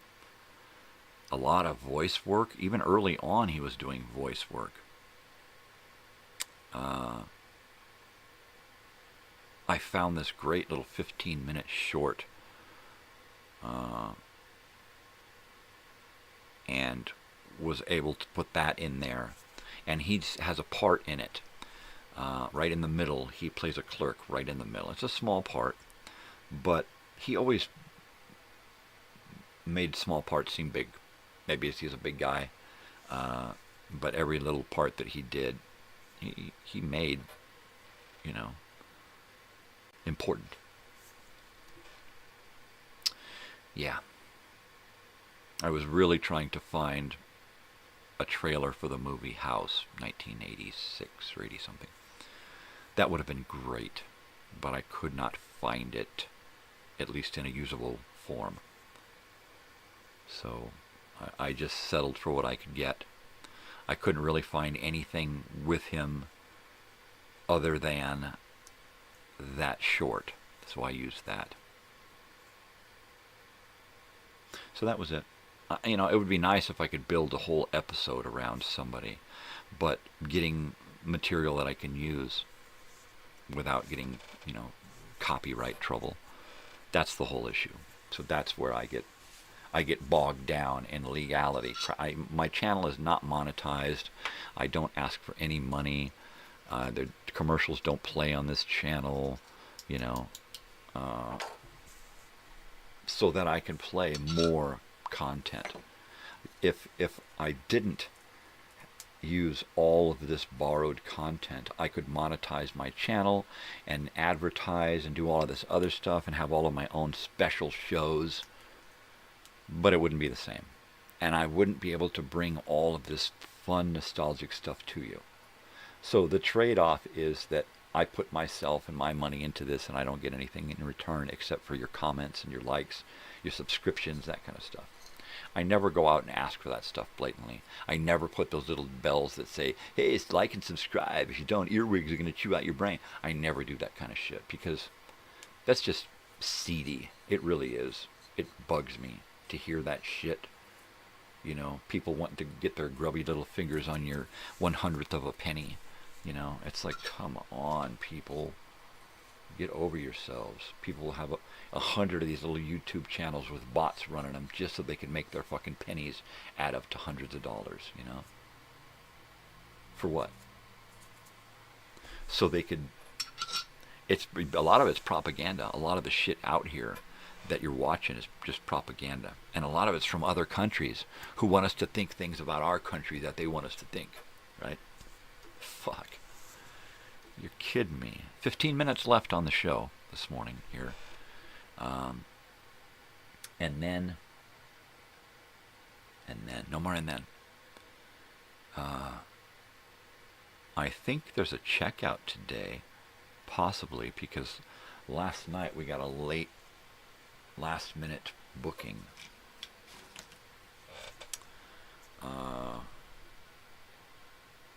And it was checkout on the 24th, so check out tomorrow. That's cool. They checked in yesterday, they check out tomorrow, so we don't have that today. I don't know if we have any other houses today to clean.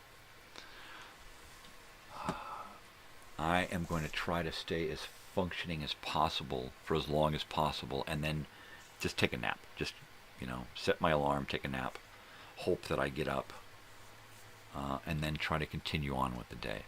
The one thing I have to do right after the show is, I would have been able to do it last night, but my computer was running slow, and it was going to take 5.5 hours to save my show at midnight.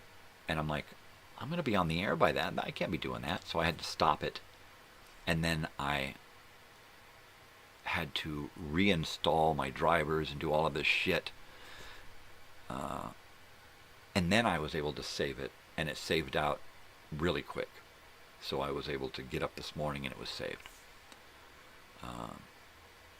So now I need to upload it onto YouTube, get the checks, and if it's good, then I can just start uploading some more of the week of July 7th.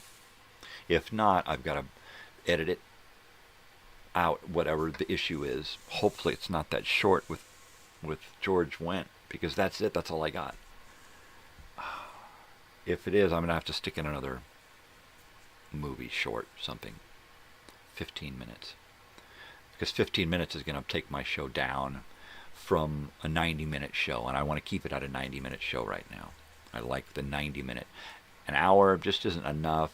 2 hours seems a little too long, drags on. 90 minutes is good because on occasion you get something you just want to skip through, and that's fine. But I hope I don't have to edit.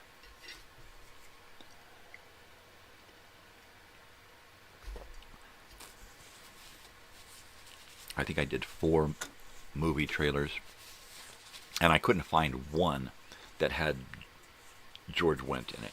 Not one. So that sucked. That completely sucked. Oh well. Now if I were able to just easily access my video and DVD library and burn stuff and edit out little pieces, I could make my own trailers. I could make my own little what do you call them? Shit. Little videos about something. Little snippets or whatever. I don't know what I'm fucking talking about. Anyway, if I had the studio set up the right way, I would have a DVD player, a VHS, a Betamax, and a U-matic tape player right here, and an 8-track player and all of that stuff piped into the computer at any given time, so that I could say, okay, well, I need the movie trailer off this DVD. And then I could just boom, boom, boom, boom, and then take it and then turn it into a little usable video, and bada bing. Sometimes I have to record the video and the audio separately because copyright stuff on the technology won't allow it. So I'll just pipe in the audio and record the audio, because when I did both of them together, the audio was glitchy. Or when I did both of them together, the video was scraggly, you know. So, yeah, if I had my shit together, but it's just so much more work to have all of that older technology here wired in, you know. Of course, if I had like a young assistant who was here all the time to help me do that kind of stuff, this studio would be on the next level. You know, if I had like a co-producer, a cohort, somebody to actually hang out and do stuff, you know, a couple hours a day, a few days a week. I got nobody out here that is even remotely interested in doing anything like I'm doing. Most of the people that I know who know that I'm doing this, they think I'm crazy. My wife, my daughter, they think I'm a kook. They also know that it helps me to do this. Mentally, emotionally, this helps. So, it's a bummer that I can't get somebody to, you know, invest a bunch of time into doing this. Because I'd love to leave this legacy of YouTube crap to somebody else. Because I'm not going to be able to do it forever. I know Joey and I joke around all the time that he's going to come and take over everything and be a co-host and yada, yada, yada. And that would be great. I'm not going to hold my breath because my life doesn't work out like that. But it would be nice. it would be nice to have someone to leave this all to who knows, who kind of learns what I do and how to do what I do and even perfect it to on a better level, you know, and then kind of take it over. That would be awesome. I was talking to my daughter. I was doing all of this stuff and making these videos, and I was just on it the other day, and shit was getting produced, right? And I was thinking, I should be getting paid for this. Somebody should be paying me to do this for their own channel. Like I'm like producer, editor, director, writer, script guy, you know, behind the scenes of a show where I do the, you know, the theme, the opening videos, the closing videos, the commercial breaks. I do all of that stuff, right? Everything behind the scenes. Even set up guests, you know. Because I'm sure if there was somebody else hosting, I could get people to come on the show. But with me, nobody wants to come on with me. I'm sure there's been a few people who, if I wasn't doing this like this early in the morning, they'd probably come over a little more often and come on the show. But nobody wants to get up at 4 in the morning and be over here by 5 or 5:30 or 6 or something and do this shit. This morning, I had to get up, take a leak at like 2 or 3 or something, and I'm like, oh man, I got to get up soon. And 4 o'clock, the alarm went off, and I sat up. I was just going to get up, and I'm like, oh shit, all right, I got to snooze. And I have to snooze, because if I get up and come in here at 4, it's too early. And I get things up and ready, and then I sit here, and then I get drowsy. So I literally have to stay in bed until it's time to get up. And everything is timed out so that when I sit down in this chair and start the show, I'm ready to start the show. There's no lag time. I mean, I literally get up and take a leak and come in here and turn everything on and make coffee and then start the pre-show and make sure all of the numbers look good technically. And my CPU is a little big today, but it's manageable. And then get that pre-show going, and then I'll go use the restroom, make my coffee, you know, brush my hair, put on my shirt, get my record of the day, get everything set up, and then just sit down. And by then I got 5 minutes to go. It's time enough to load that early bong hit, and that's it. And sometimes I'm a little off, but most of the time, if you hear me doing that bong hit in the opening credits, that means that I'm right on schedule. And that I've remembered to do the bong hit at the right time. Sometimes I load the bong hit and get it ready to do, and then I'll load it and get it ready to do, and then I'll just do it, and then I'll be like, oh, that was my bong hit for the opening, and damn, now I'm not going to be able to do it now, because I'm already gagging, you know, or that was my one bong hit. And then I'm going to use my one hitter for the rest of the show. You know, who cares?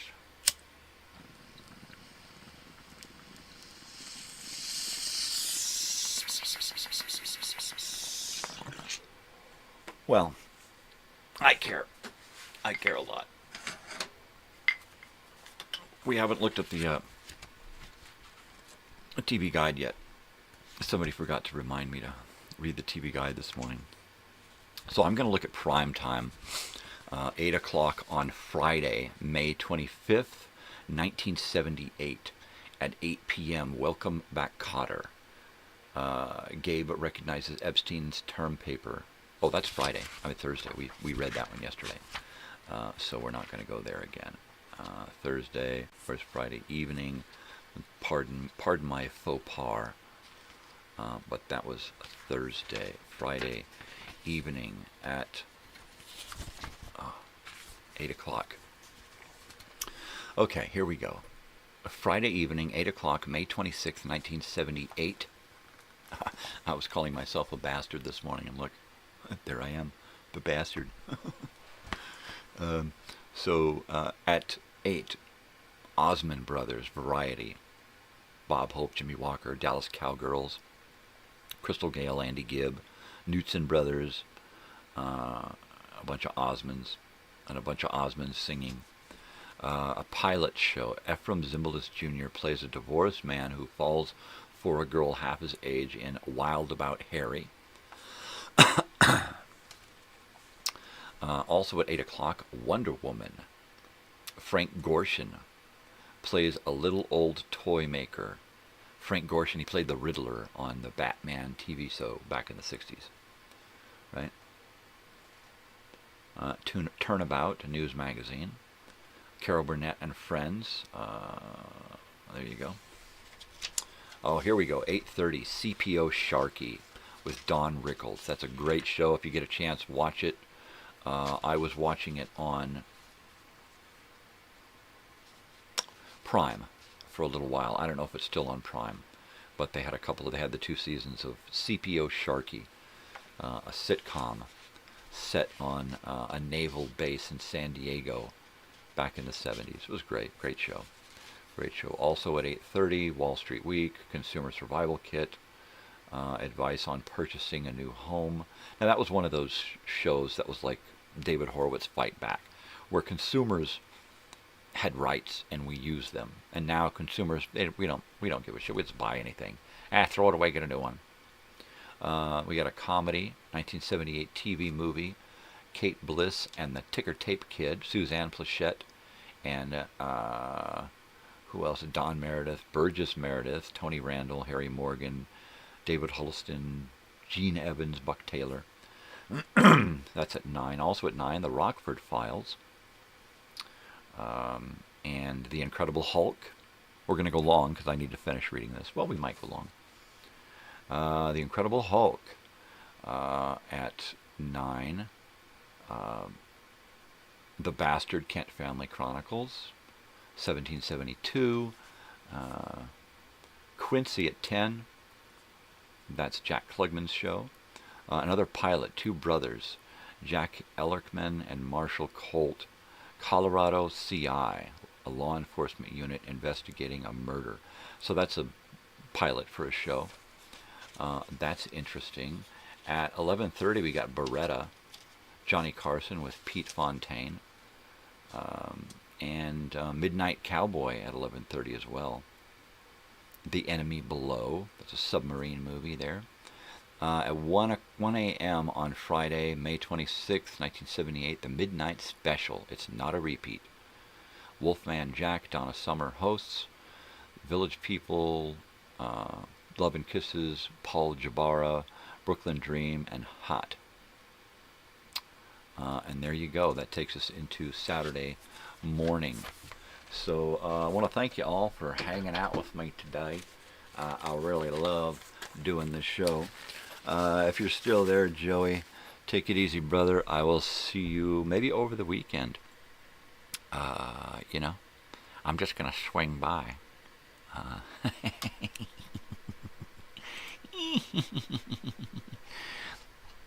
Yeah. All right, let me bring up these end of the day credits here. I got to find the right hard drive, the right file, the right show element. There we go.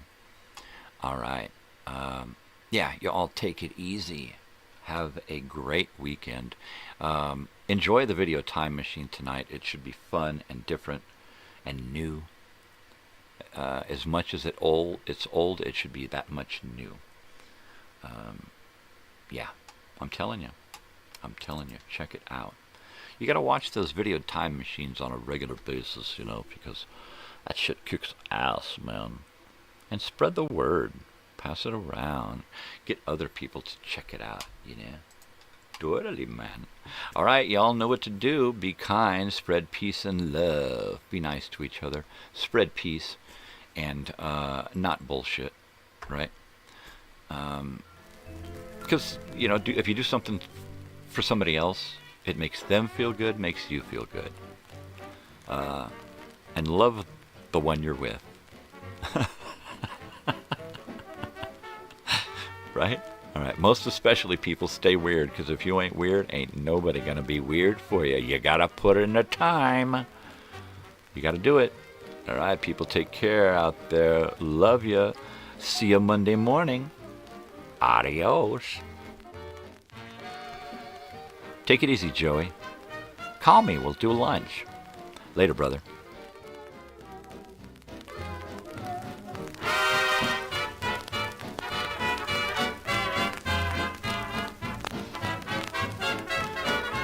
Then love yourself, baby. Love yourself.